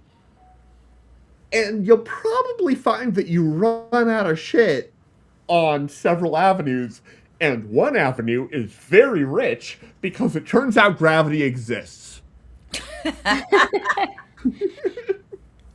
So But it's also picking the one that's most biased to confirm whatever you wanted to confirm. You know, like if you had a That's bunch of right. them and they contradict each other, and then you're gonna obviously gonna pick the one that's like, oh, okay, yeah, that proves consciousness is quantum. but like even in the You should pick conclusion, the it's one that like makes the most. it says the quantum consciousness hypothesis is often derided as two mysteries explaining each other. Consciousness is mysterious and quantum mechanics is mysterious. So in the stereotype, the starry-eyed oh fuck, So, neuroquantophile God, so what simply you're said, saying is that one mystery cancels the other mystery. When there's two mysteries, they'll cancel each other. There's no more mystery. in this connection, the failure of classical physics to allow for unified states like our conscious experiments does not prove. That's this paper that she's citing to prove it is Right? saying in the Trojan conclusion, horse. it does not prove that quantum physics has the answer. Saying that in the conclusion of the paper she's citing, Right? well, that she's not citing. She doesn't. Because The only reasons. paper that she cites remotely is the Wellesley one. Is like if you can't find the Wellesley paper from what she says, you're bad at Google. Um, every other paper should be more clear, and even that one should be the first citation. It should be a link. Like we don't do It that should be linked. all the time All this shit because should be linked. Sorry, I'm sorry. it should be linked, and she should like I because in on this episode, Maya and I both independently like did Yeah. research, and we're like there's too much here Yeah. that we want to talk about, and there's like so much that's interesting and cool and that would help her point. But mean, not the no. one she pointed at. Maybe not prove. Not but would her help. overall point. Her Yeah, yeah. the point that an honest version of her would make. It would help that point. It would help that point. Not I mean, not the because yeah, her but, version like- is but magic and Star Trek. Yeah. Yeah, I don't know. It's so crazy because I go back and forth. People are like, when I came out of the New Age community, it was because I got to see people arguing with other people based on like I needed to see it. I needed to see how one side responded to the other side. And it was really interesting to see that one side had facts and evidence and the other side was like, no, I just like this. My feels, bro, my feels. But like stuff like this, like she's coming at this with like, hey, I have a scientific paper that proves my point. And I don't know. I would like one or more of you because I know I'm doing a lot of talking, but like one or the other of you, I want you to talk about the importance of the scientific consensus because there's a reason why we don't just point at one study and say, "Ta-da! I'm right, you're wrong." Mic drop. Bye. But it's so important also that when people are saying, "Hey, I have proof," that you smile, you nod, and then you read what they sent you. Like this is so important when people make claims. Like I mean, The whole thing, not just that one sentence that Yeah. proves Or your point. At least the parts that you have reason to think that you are able to contribute to, right? Like because I did not read every paragraph of the thing about the mice with the stuff because you have to. I'm not a biologist, and I'm not a biologist. So I'm mean, like, Do you I have know to though? Like if somebody comes I up to you don't. and say, "I have a statement and I had it notarized," I mean peer reviewed, and they're like, "That means this is whatever." You can still look at it and scrutinize it and say, "Okay, I understand where you're coming from, but." This doesn't make sense. This doesn't make sense. This doesn't make sense. The way that you did the narrative at this part of the story in your second paragraph completely disagrees with the narrative in your 6th, 8th, 9th and 14th paragraphs, and also people showed up and checked and investigated, and that's not what happened. Yeah, and I mean, there are so many times in like just my field of psychology where it was notarized. I mean, peer reviewed. And then we got additional evidence that showed that hey, we were mistaken. And now that we have more evidence, we can come to a different conclusion. And it's not that, the original evidence wasn't fine by itself. But it doesn't mean that you stop looking for evidence. And sometimes you can find conflicting evidence within the paper itself. Right? Wild, right? And sometimes you look at the evidence in the paper itself and you're like, okay, well, this paper, according to what I see as its peer-reviewed author list, this seems to be very confidently stating this set of facts based on, and I can compare that to a previous corpus of facts. And I can be like, wait, given the author that this paper is supposedly, peer-reviewed, that is inconsistent with the previous set of facts that I saw from other notarized, peer-reviewed sources. Just get it notarized. Please don't break microphones. Sorry. Yeah. All right. Let's get back to the video. Also, we do not have this.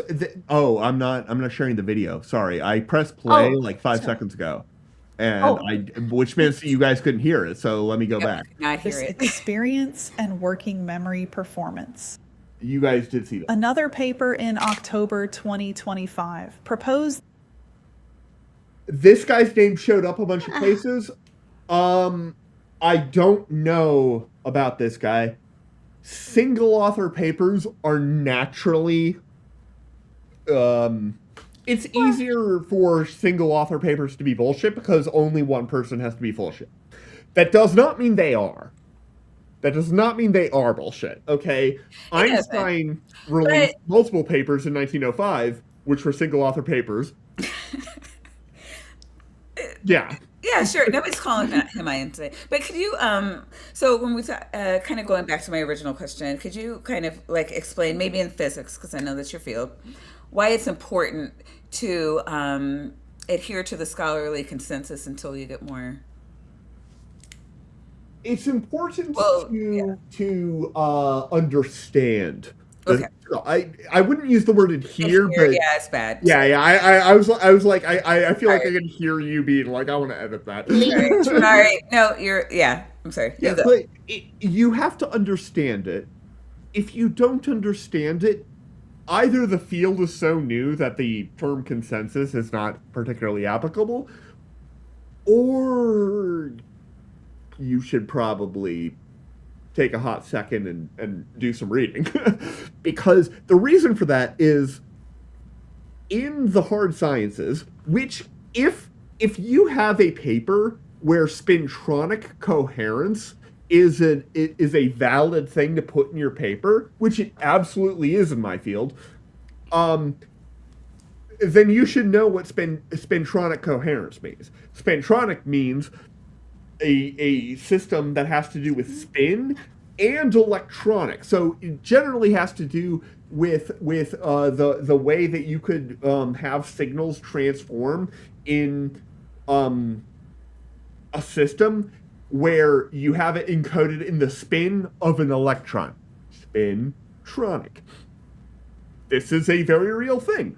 If you don't know what you're talking about, which the presence of the word consciousness here kind of suggests. Therefore, consciousness. Yeah, however, if this person published this one paper and they have a bunch of other things and they're just doing like, I feel like I can... Because these are fringe topics, and I want legitimate scientists who have a lot of cool stuff to also be able to put out a random weird fringe thing, because they're going to be wrong about most of it, but they might have one idea that really was like audacious and weird, and they would never have gotten published in a normal paper. There was there was a time when a heliocentric solar system was a fringe theory. Exactly. You know, like Exactly. there, you know, I, I don't. again, I think it's a good idea, and even if even if your paper isn't found to be like true or valid or whatever in the real world, somebody may see it and have a thought that helps push the science further in a similar yet different direction. exactly. The idea of trying to be like, what are the ways in which you could have a macroscopic or mesoscopic? Mesoscopic means the intermediate between macroscopic and nanoscopic, or microscopic. It's like bigger than microscopic, but you couldn't quite see it with your eye. If you can see it with your eye, it's macroscopic.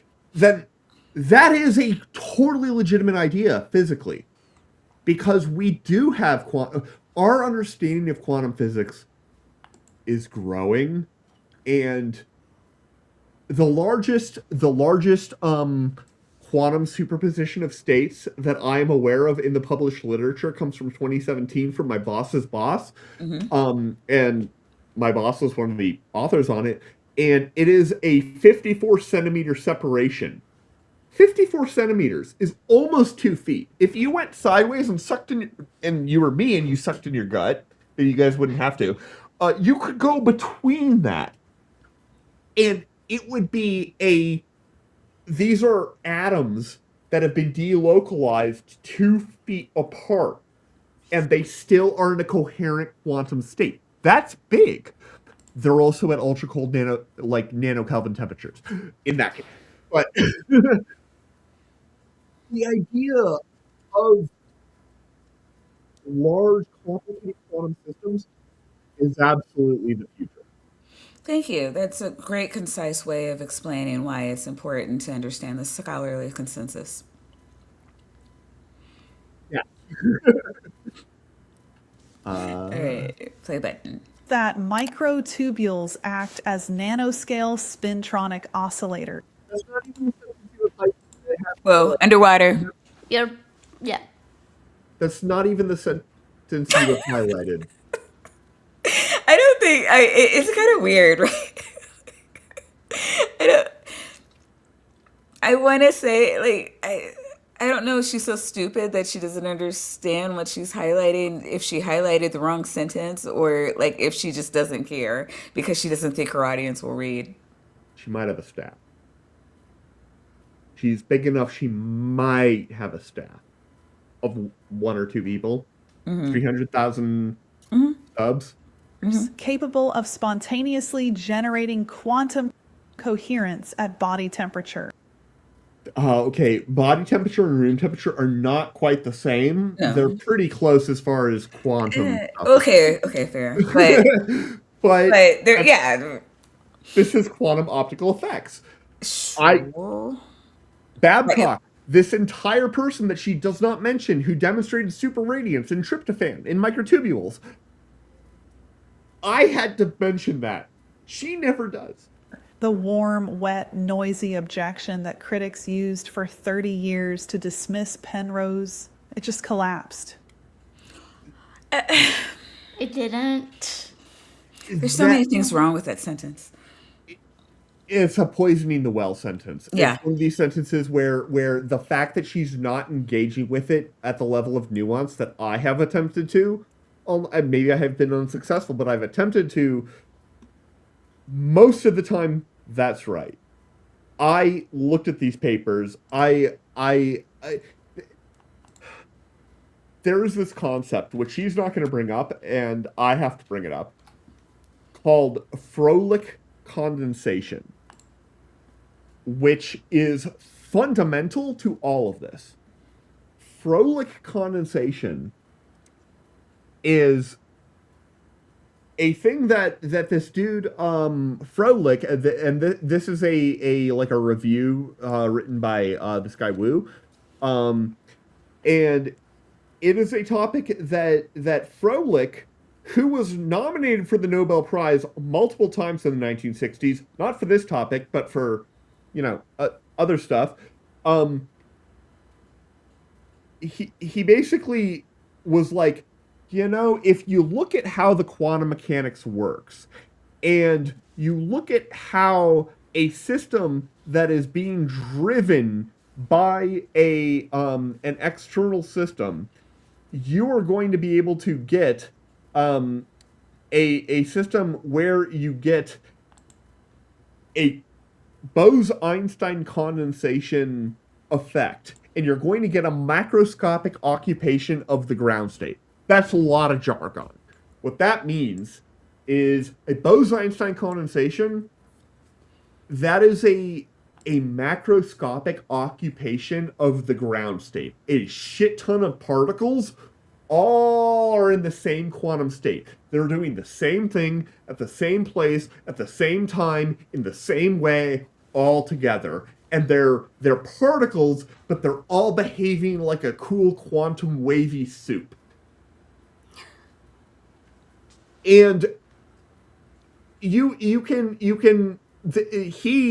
approaches this theory, and it takes him like a little bit of time, but like this right here is not nonsense math. This here is a whole bunch of raising and lowering quantum operators that are correspond to very particular. You'd have like it takes like 5 years of physics and math to know that what I'm saying is not bullshit. Okay, I acknowledge that.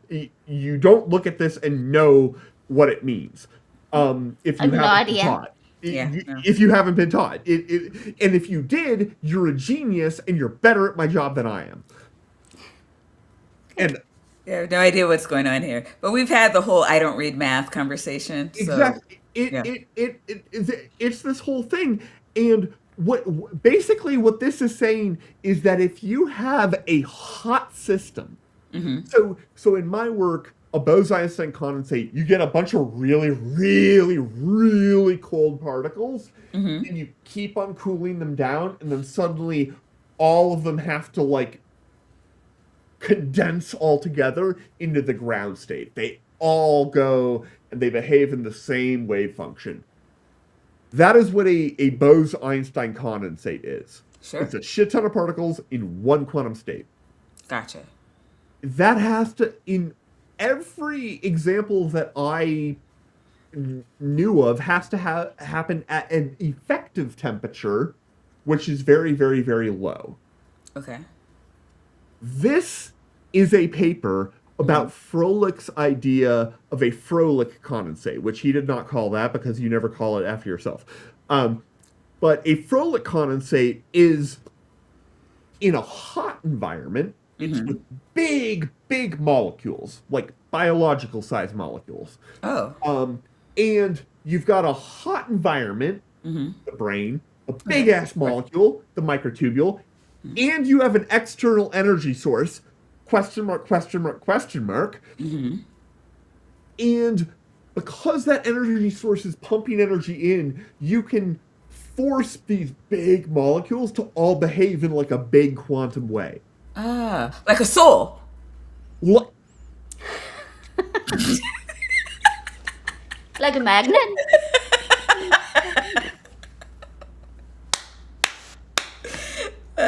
He's just gonna ADHD off now. We've lost the It's reason. trauma!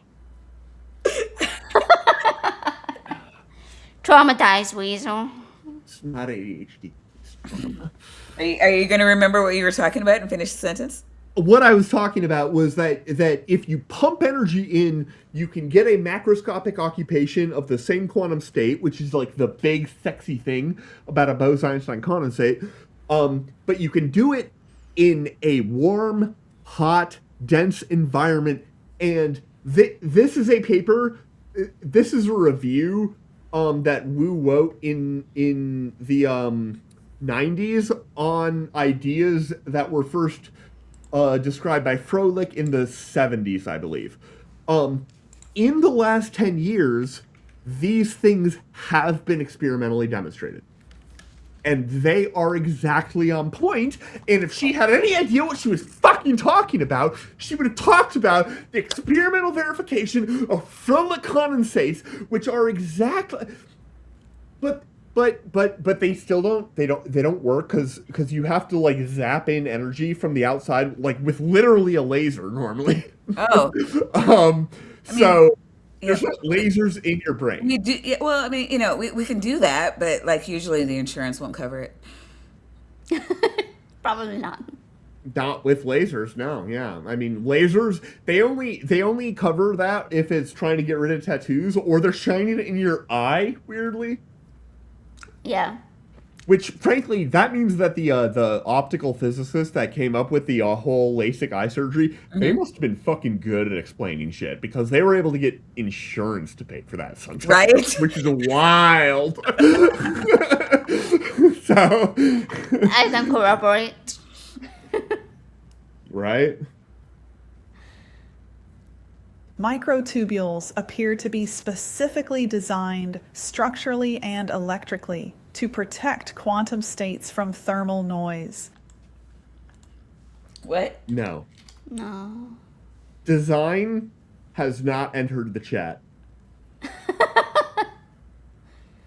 God. They are, as one physicist I don't know this guy. beautifully put it, living waveguides. That's not a bad way of putting it. Your brain isn't a computer made of meat. Your brain Computer made of meat. That sounds sexy. Yeah, I was gonna say title of my sex tape. I don't know. I guess there might be people who liken a brain to. I don't like the thought of like the thought. I don't like it when people correlate the brain to a computer because that makes it sound like it's doing way more than it actually does.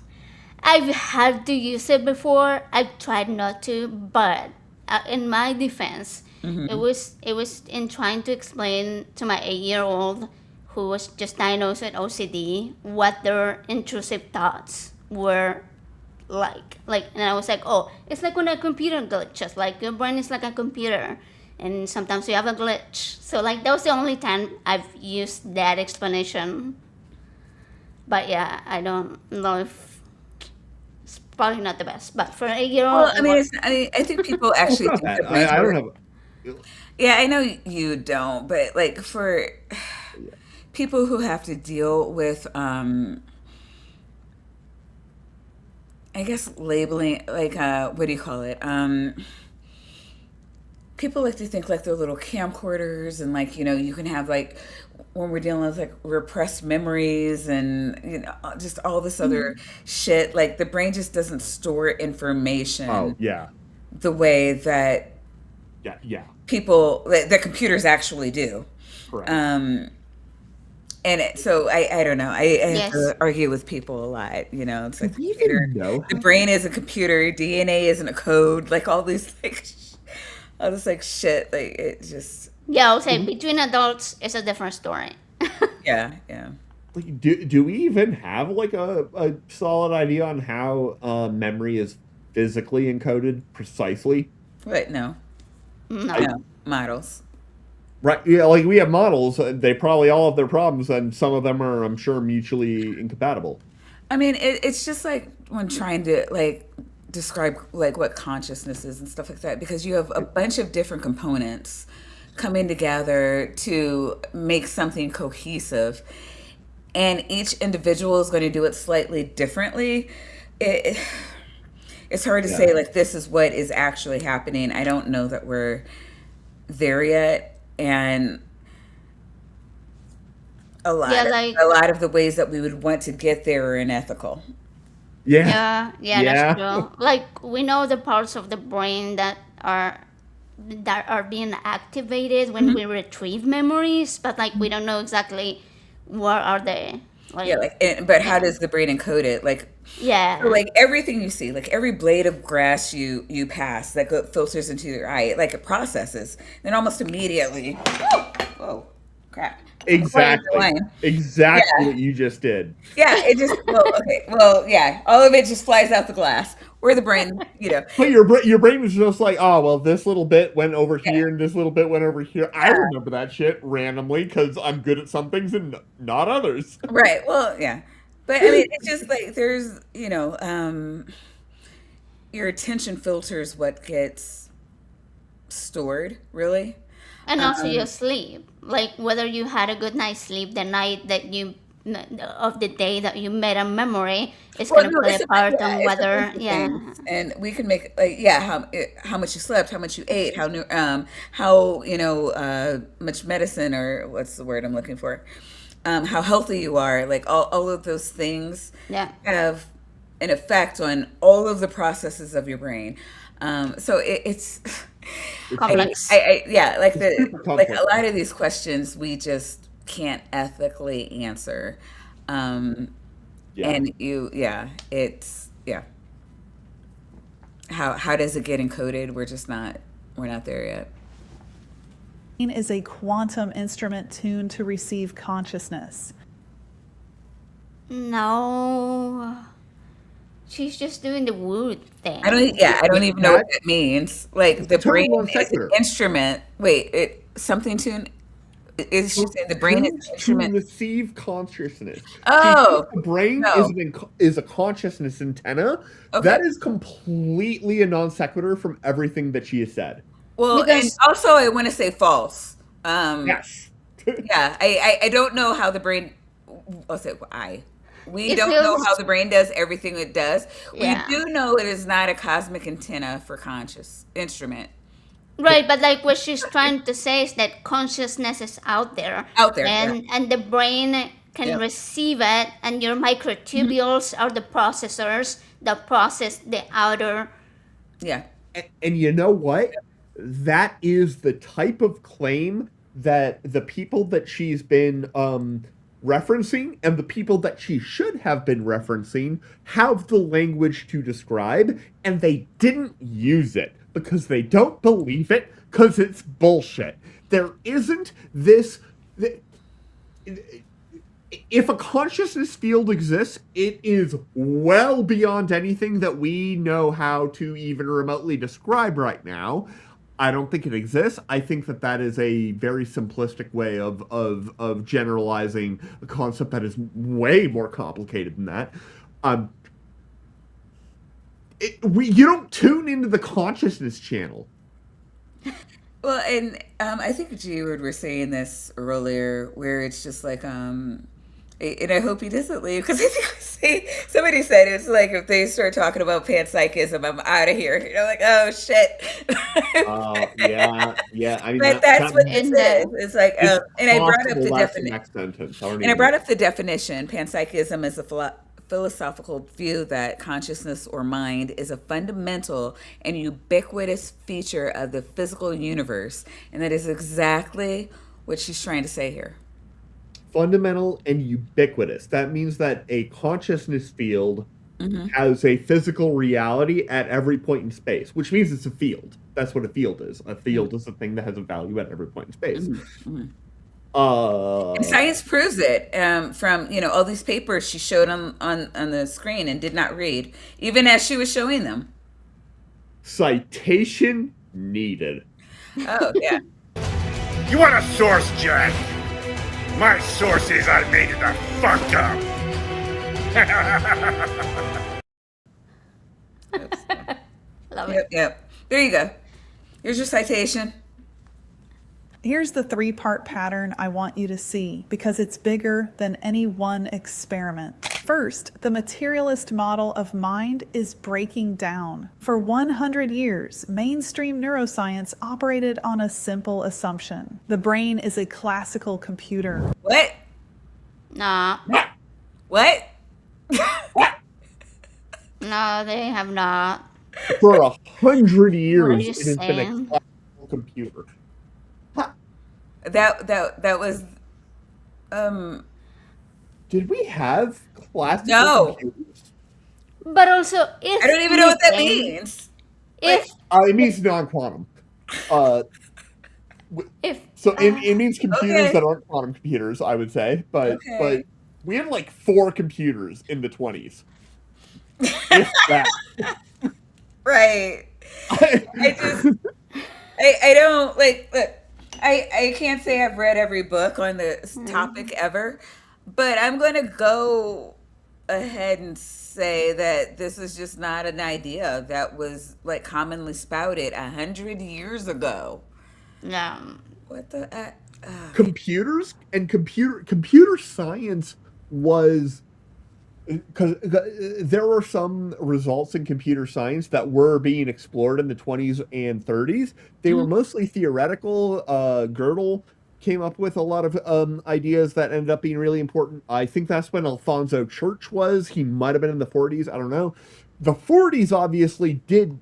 I mean, Turing was around in the 30s and then the 40s, and Turing was Turing.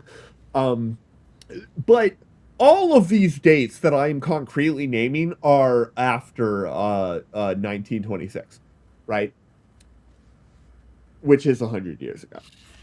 I know I've seen some stuff talking about like when clocks were first invented, like there were people were likening the human body to like in different aspects of the body as well to like the to clocks. Um, but actually, a computer. I don't know. I'm looking in the chat. I'm like, ugh. The Ember mentioned though, like a classical computer. It depends on what you mean, but modern computer science didn't exist until the late 40s and didn't really exist until like the 60s or something probably. But Um, and there's what do we? Oh, he's saying we do not have cognitive psychologists. Okay, I'm a behavior psychologist. How is it encoded? I think we might be. I'd love to have you on because yeah, I'm also I very fascinated think by that. that we're talking about different things. Yeah. Um,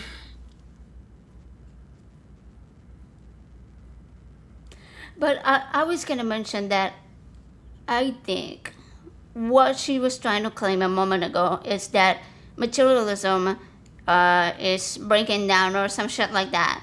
However, if what she was saying was true, which is not, by the way, that the microtubules are the processors of consciousness, then wouldn't that like prove materialism?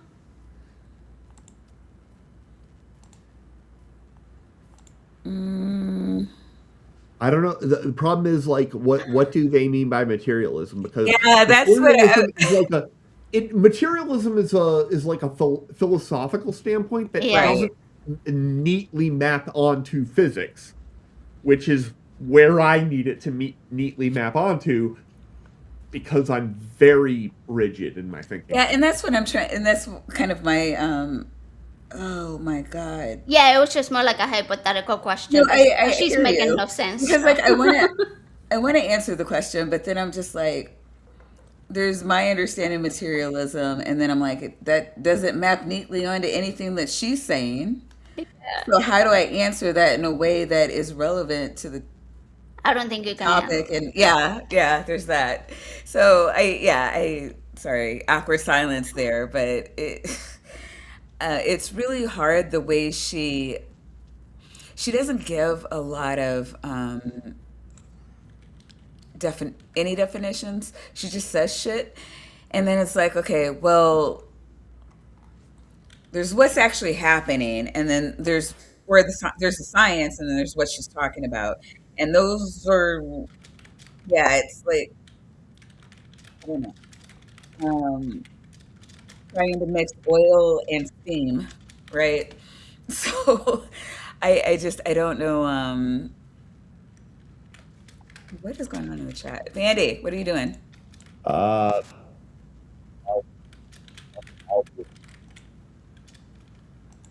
Neurons fire, chemicals flow, and somehow, magically, consciousness pops out as a side effect. Nobody could explain the magic. The hard problem of consciousness, the question of why there's any subjective experience at all, was treated as either unanswerable or a sign you were asking the wrong question. The quantum microtube.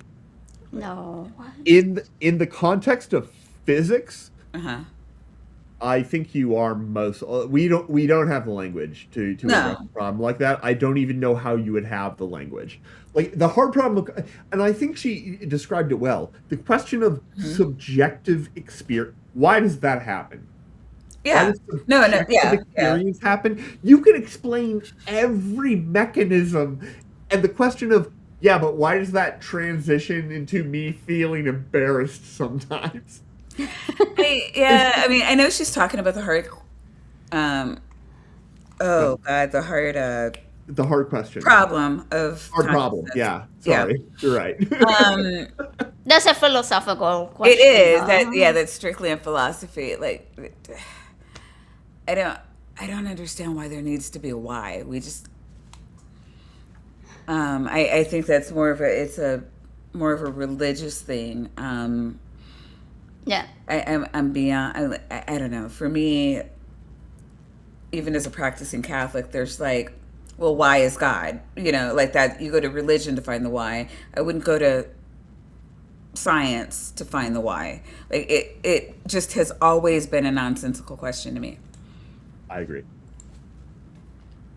Field theory doesn't dodge the hard problem. It answers it. It really doesn't. I don't know how you come to the conclusion that it answers it. Consciousness isn't generated by the brain. Consciousness is a fundamental feature of reality, like space-time or gravity, and the brain is the organ that focuses and structures it into a coherent stream of experience. This isn't No. or Skyrim. Can you play that one more time? I'm sorry, my Oh, are you gonna make me? Okay. Fine. I'm sorry, like my what you call it, froze. Consciousness isn't generated by the brain. Consciousness is a fundamental feature of reality, like space-time or gravity, and the brain is the organ that focuses and structures it into a coherent stream of experience. Okay, that's fair. Okay. Fine. That last part is fine. I have words because the way she just said it, like the brain is the organ that focuses and structures it into a coherent stream of experience, and that is not true. Because why? Because humans don't know what it's like to be a rat, and rats don't know what it's like to be a human, but both have consciousness. So no, it is not a coherent stream of experiences. There's just so much wrong with all of it. No, and I agree with you. I'm not going to take that away from you. It's just Sorry. like it's this panpsychism idea too, where consciousness just exists, and your brain. I don't know how to because I don't know. I haven't looked into it too much. But so I don't want to, I really don't want to straw man it, but like that, it does seem to be like where she's coming from. And I like what you're saying because it makes sense that would make sense. Like, why would we just have a singular experience if brains were like just this antenna that Why do you only ever think your thoughts and never the thoughts of somebody that you're pushing your head literally right up next against? Right. There should be a little bit of leakage. Yeah, something. Like I should be able to read your mind if A little bit. Like we will all have the same experience, and we should be able to tap into it. Yeah, there should be, I don't know, a way to meditate or something to where we can telepathy. I know how to test this. What you do is you tie two people's skulls together, preferably twins to start with, identical twins, because that's going to be the best to start with. And then you put a wall and you show them random stuff and you see if they can predict what the other person saw, Oh, and wait, you we've just done do that. that for a few hours. You do that, and then you do it with more people, and then you prove that it's interesting and not nothing. Oh, she's not going to talk about the studies that we've actually done with that. Maybe it's too inconvenient. Yeah. Second, this connects neuroscience to physics in a way nobody saw coming. Penrose's theory Penrose saw it coming. specifically links each conscious moment to something he calls objective reduction, which is tied to the geometry of space-time itself. In other words, every time you have a thought, the universe responds. What? That's not. Look, that's not the an universe. in other words thing. I need a big bag of cash to fall out of the sky. Can you respond to that? I mean, the steel man of her position would be like Newton's third law. Every action has an equal and opposite reaction. But that's not what she meant. Because otherwise she would have just fucking said that. She meant vibes and the... I want a big bag of cash. Look, she just said the universe would respond to it. And I want to believe that that was true. I want to believe... Space-time at the deepest level registers the event. This is not metaphor. This is mathematics. And it means consciousness isn't an accident that evolved in primates on a random planet. It's woven into the fabric of reality. And biology... That's not what that means. Nothing that you just said is at all translatable into consciousness being woven into the fabric of reality. Figured out how to harness it. Third, and this is the part that should make every person of faith sit up straight, the science is starting to look a lot like what wisdom traditions have been teaching for thousands of years. What? Oh, hey, you're the quantum guru. God damn, I can't talk today. Vandy, can you tell us how physics is lining up with wisdom traditions for thousands of years? No, I don't know anything about wisdom traditions for thousands of years. Everything I know about wisdom traditions, I learned from a text that is not technically a book. And I didn't read it well. And I'm still reading it. Okay. Right. So, but like she's saying that your science just proves it. So you shouldn't have to read it. Like the science has already just proven it. All right. Oh. You know what chapter? Chapter it's in? Oh. Is Dr. Kip still awake, or did he like just... He probably won bingo and then bailed. But okay, right? Empire of the Walking Dead, which okay, no, this is literally, he means The Walking Dead is in the... I haven't gotten to this chapter yet. This is... Man, that's only like 30 pages away though. Maybe 50. Dr. Kip definitely did not write that book. It wrote itself. Yeah, it's not a book. It wrote itself. It's not a book. It's AI. It's an AI. Quantum book. It's a quantum book. There we go. There's an audio book. It's an AI clone. Yeah, I should get the audiobook. Then I would get through it faster. Oh, see, Dr. Kip says that's the best chapter. The Walking Dead one? Where, that makes sense. It's the chapter where we figure out how quantum physics proves religion correct. See, the problem is that Kip knows a quantum physicist, but doesn't appreciate that he knows one. He thinks he knows an astrophysicist, like an asshole. The idea that consciousness is fundamental, that mind is woven into the nature of reality, that there's a deep order beneath the apparent chaos. This is not a new idea. It's the oldest idea. And for the first time, a peer-reviewed laboratory experiment has shown that the materialist alternative might be the unsupported assumption. That is not what that paper shows. She just went through and like showed some of the things in the Wellesley paper. Okay. So yeah. You still not cite her source? Well, she cited this one earlier. Okay. But Gotcha. This one I don't have a problem with. Careful here because I want to be honest. You don't have a Also- problem with it. Like, does that mean that she's right? No.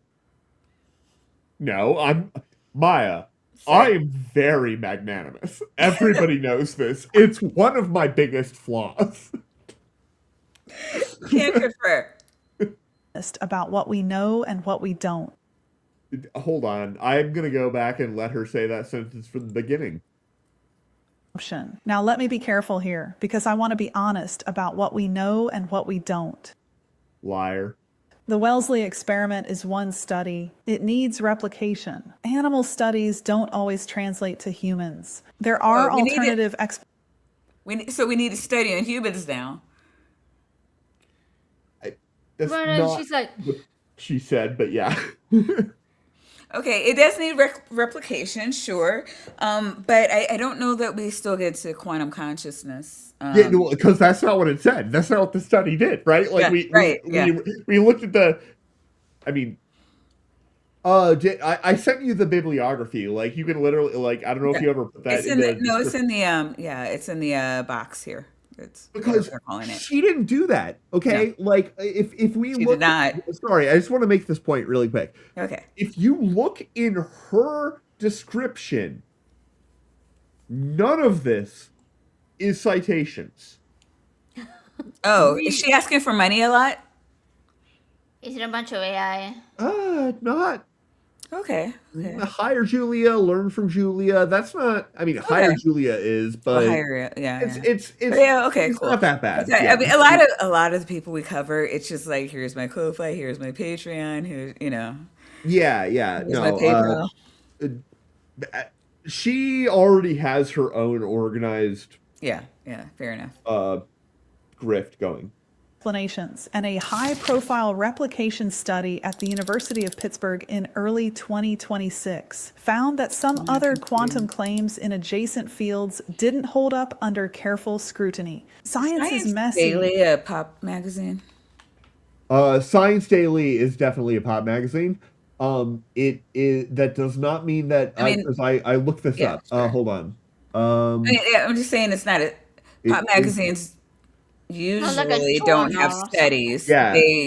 They summarize the study. They summarize the study. And I do have a problem with that because they not all pop magazine authors summarize it. The Well, study, yeah, constantly. well, Yeah, they don't. it's my only bone of contention with producing a video like this based on I agree. someone else's interpretation of a study. I agree. There are specific publications that I do find tend to do pretty well. Yeah, they can. A really surprising one, in my experience, I don't know if I've checked recently. Business Insider's science authors. Oh my God. used to be, like they were fantastic. They may Yeah. still be fantastic. No, they're not bad. If you want just an overview. But Not bad, again, a lot of times I'm just like, where's the article? If they're worth their salt, they'll have the article listed in there and you can just click on that. Yeah. So, I mean, and it depends. If it's in my field, I'll do that. If it's not in my field, then I won't because I don't know. A lot of times it's just math and that I can't read. So this guy, like I did look him up. I don't think I have a current tab open. But this is the Science Daily article, okay? Okay. But so they do have like even the way they like present this, there's something That's about it good. that like its vibes seem competent. Sure. And they give the dude and they give the University of Pittsburgh and they're looking at topological effects on nano superconducting and semiconducting devices, and that is a key word that I'm surprised hasn't already come up, topological, because topological is a very relevant concept here. But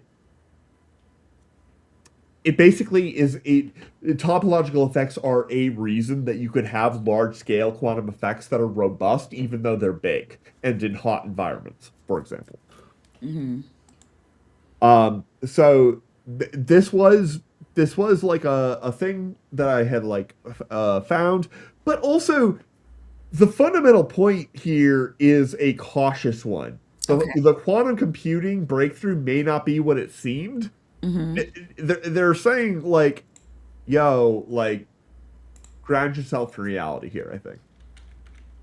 So, but topological quantum computing, I mean, there's a lot to be done there.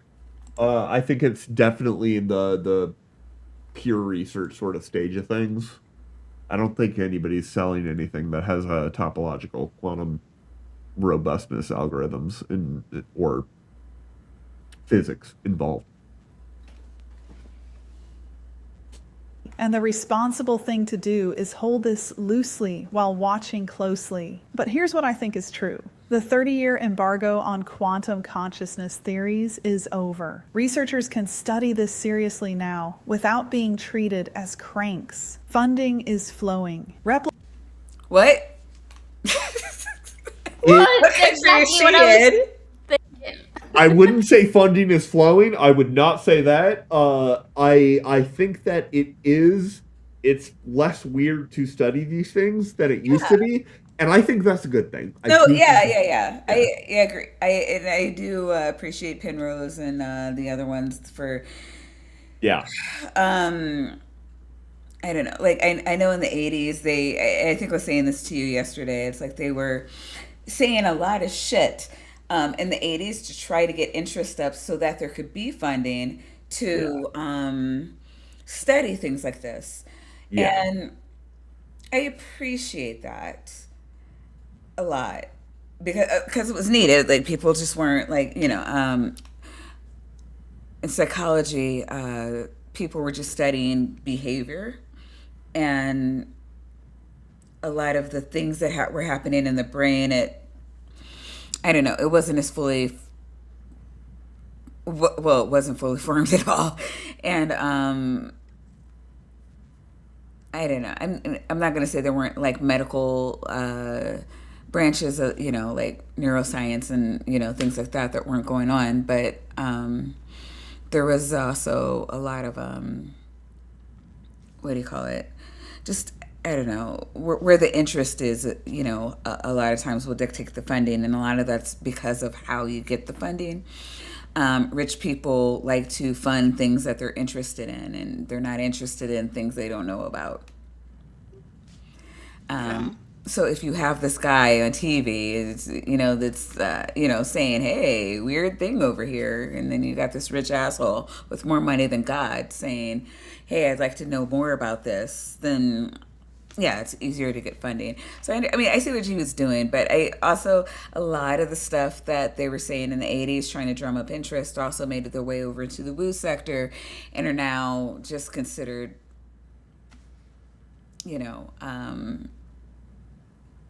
true, because someone went into, astral projected to, ancient Lemuria, and were told about panpsychism from, a Lemurian or an Atlantean, it just, it's fun. It's Nonsensical. Yeah. Maya. Yeah. Dr. Kip has won by a landslide the bingo in the chat because he's the only one playing. Is he the only one playing? Kip, are you the only one playing bingo? I doubt that. No, we've had a couple of bingos, actually. Kip, though, likes to hold half the cards. Okay, well, he's won them all, and he deserves a prize right now. All right, I don't even know how to say your name, but, look, I need you to chill out. You're not allowed to just, for everyone in the chat, you're only allowed to type shit and hit the send button if you are engaging with A, something that's going on, like something that we're saying, or B, with each other. You can't just proselytize from the chat. It's considered, sure, annoying, but also rude and disrespectful. Please try to be respectful. I don't know. I'm not really sure what to say about that, but there is someone proselytizing in the chat, and that is not allowed. So just chill out. AJ, who are you? Where are you? What do you have coming up this week? This week, what do I have this week? Thursdays, I have been doing the live call-in show on Skeptic Haven called Critical Call. And this month, we are focusing on Pride stuff. So next Thursday, Ember's going to be on. Yay. And then the week after, Dr. Ben. And the week after, I forgot. So I will have to check back. But yeah, it's Are you Thursdays. getting Dr. Ben on? Yeah, Dr. Ben. Yeah. Cool. Yeah, so that's gonna be pretty Well, cool. that's cool. I should have Dr. Ben back on. I haven't had him on. It was like last January. That's crazy. Oh wow, yeah, Yeah. it's about time. So I know he's moving. I don't want to I don't know. Well, he just settled in his Oh. new place, so Well, that's why he accepted my invite. okay. Yeah, I'll reach out. All right. Vandy. Hi. Do you have anything going on this week? No. No. Well, I'm gonna be on BSS twice next week, and Oh, yeah, we love to see it. but I don't know the topic for either night. Yeah, this is a good question. Is there anything in quantum mechanics that can directly influence consciousness? Chemistry. I mean, like if this was no, not in the way that you mean it. Not in the way that you mean it is the Best answer. the best answer. However, just I want to go on one micro tangent. Okay, yeah. One of the things that I thought about putting in, I don't even think I put it in the bingo though, because I was like, we're not going to get to it, was if you go a couple of layers down into the arguments of some of these points that she did not competently make, you find people talking about hyperfine states and like the nuclear states of different atoms and shit. Mm-hmm. And they were arguing that those things are or the argument comes up that those things are way too subtle to like matter. And that's like mostly true, but it's not always true. Like if you have a different substance that's not radioactive, it's radioactive, a different deal. But you have that instead of the version with like the normal number of neutrons or something. Normally it like behaves the same way. But if you only drink heavy water, which is all hydrogen with an extra neutron, so it's all deuterium, if you only drink that, you'll be dead in a week. So. Okay. Yeah, I mean, it stands to reason. Also, if you were doing that, like somebody is feeding it to you from a very, very highly classified source of water, because that is expensive. Very expensive. And a very inefficient way of poisoning somebody. Inefficient. All right, so the poll is 72% are titty mobsters. And 28% of people need microtubule proof of souls. Are you? Did not, yeah, no, Yeah. happen. What? I don't think. What? No. What? Do I have one of those? I don't think so. I think I took it out. I have. Nope. Stop none of it. All right, AJ, I'm glad you're here. Hope you had fun. I had a lot of fun. I was not expecting quite that, but I Hey, enjoyed you said it. you like brains, and so I was going to try to find. I hear that the soul is in the brain, so we were going to try to find the soul this week, and I don't know. Are you convinced of souls now, AJ? I'm not. Oh, damn it! La, la, la. I'm No, we sorry. keep trying to find the soul. Vandy's never convinced of the soul. I'm convinced that microtubules exist. Oh, yeah, yeah. But They definitely exist. I have seen them, not with my own eyes, but I've seen them on a computer that was looking at a thing right next to me that You know translated what's it for funny? me. I don't think she proved that microtubules exist. She was just like, we all agree that they exist, right? Therefore, soul. Which, Oh yeah, like they absolutely exist. They're really whoa, whoa, they whoa, whoa. block. But she did not prove that. No, she didn't. oh no, it was like, oh, listen, a chemical affects microtubules, therefore consciousness, it is processed through them. It is known. Microtubules. There is a protein or something that literally it walks along microtubules, dragging big ass like molecules with it that are like way bigger than this little thing.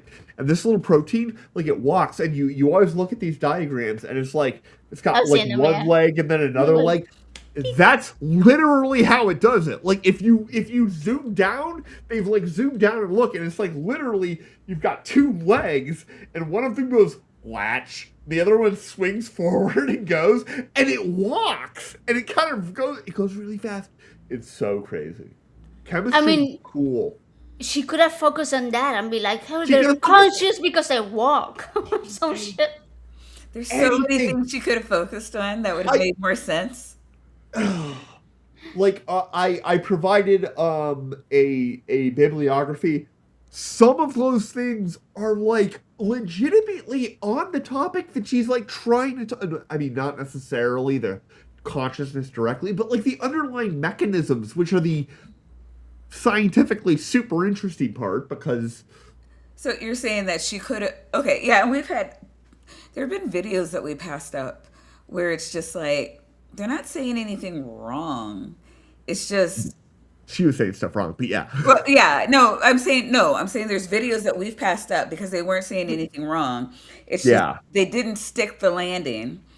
But we didn't show it because like they didn't say anything wrong. They just came to at the very Yeah. end. It was a non sequitur. yeah, and I don't want like somebody, especially given the backlog of the show.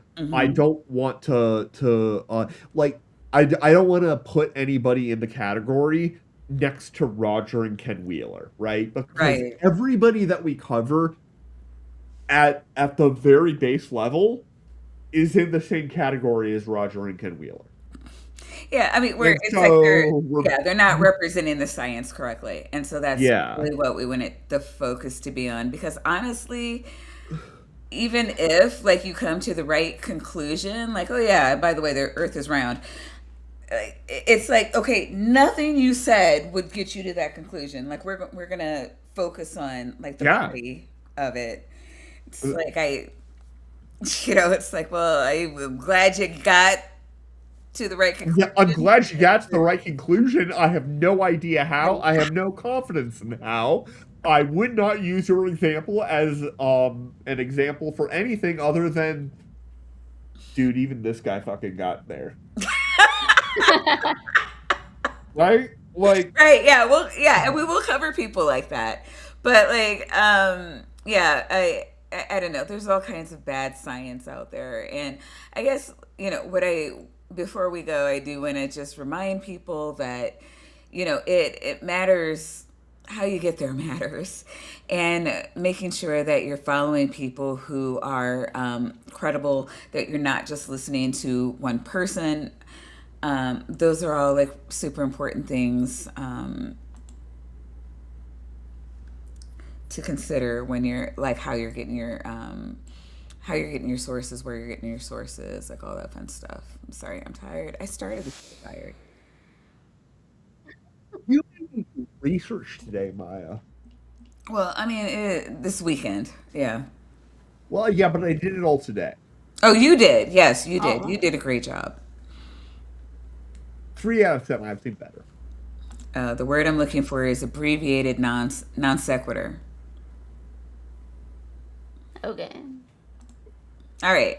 Hey, we will be back next week. See you guys then. Bye. Oh, right. Don't forget, everybody. Fuck ICE. Abolish and prosecute. Bye.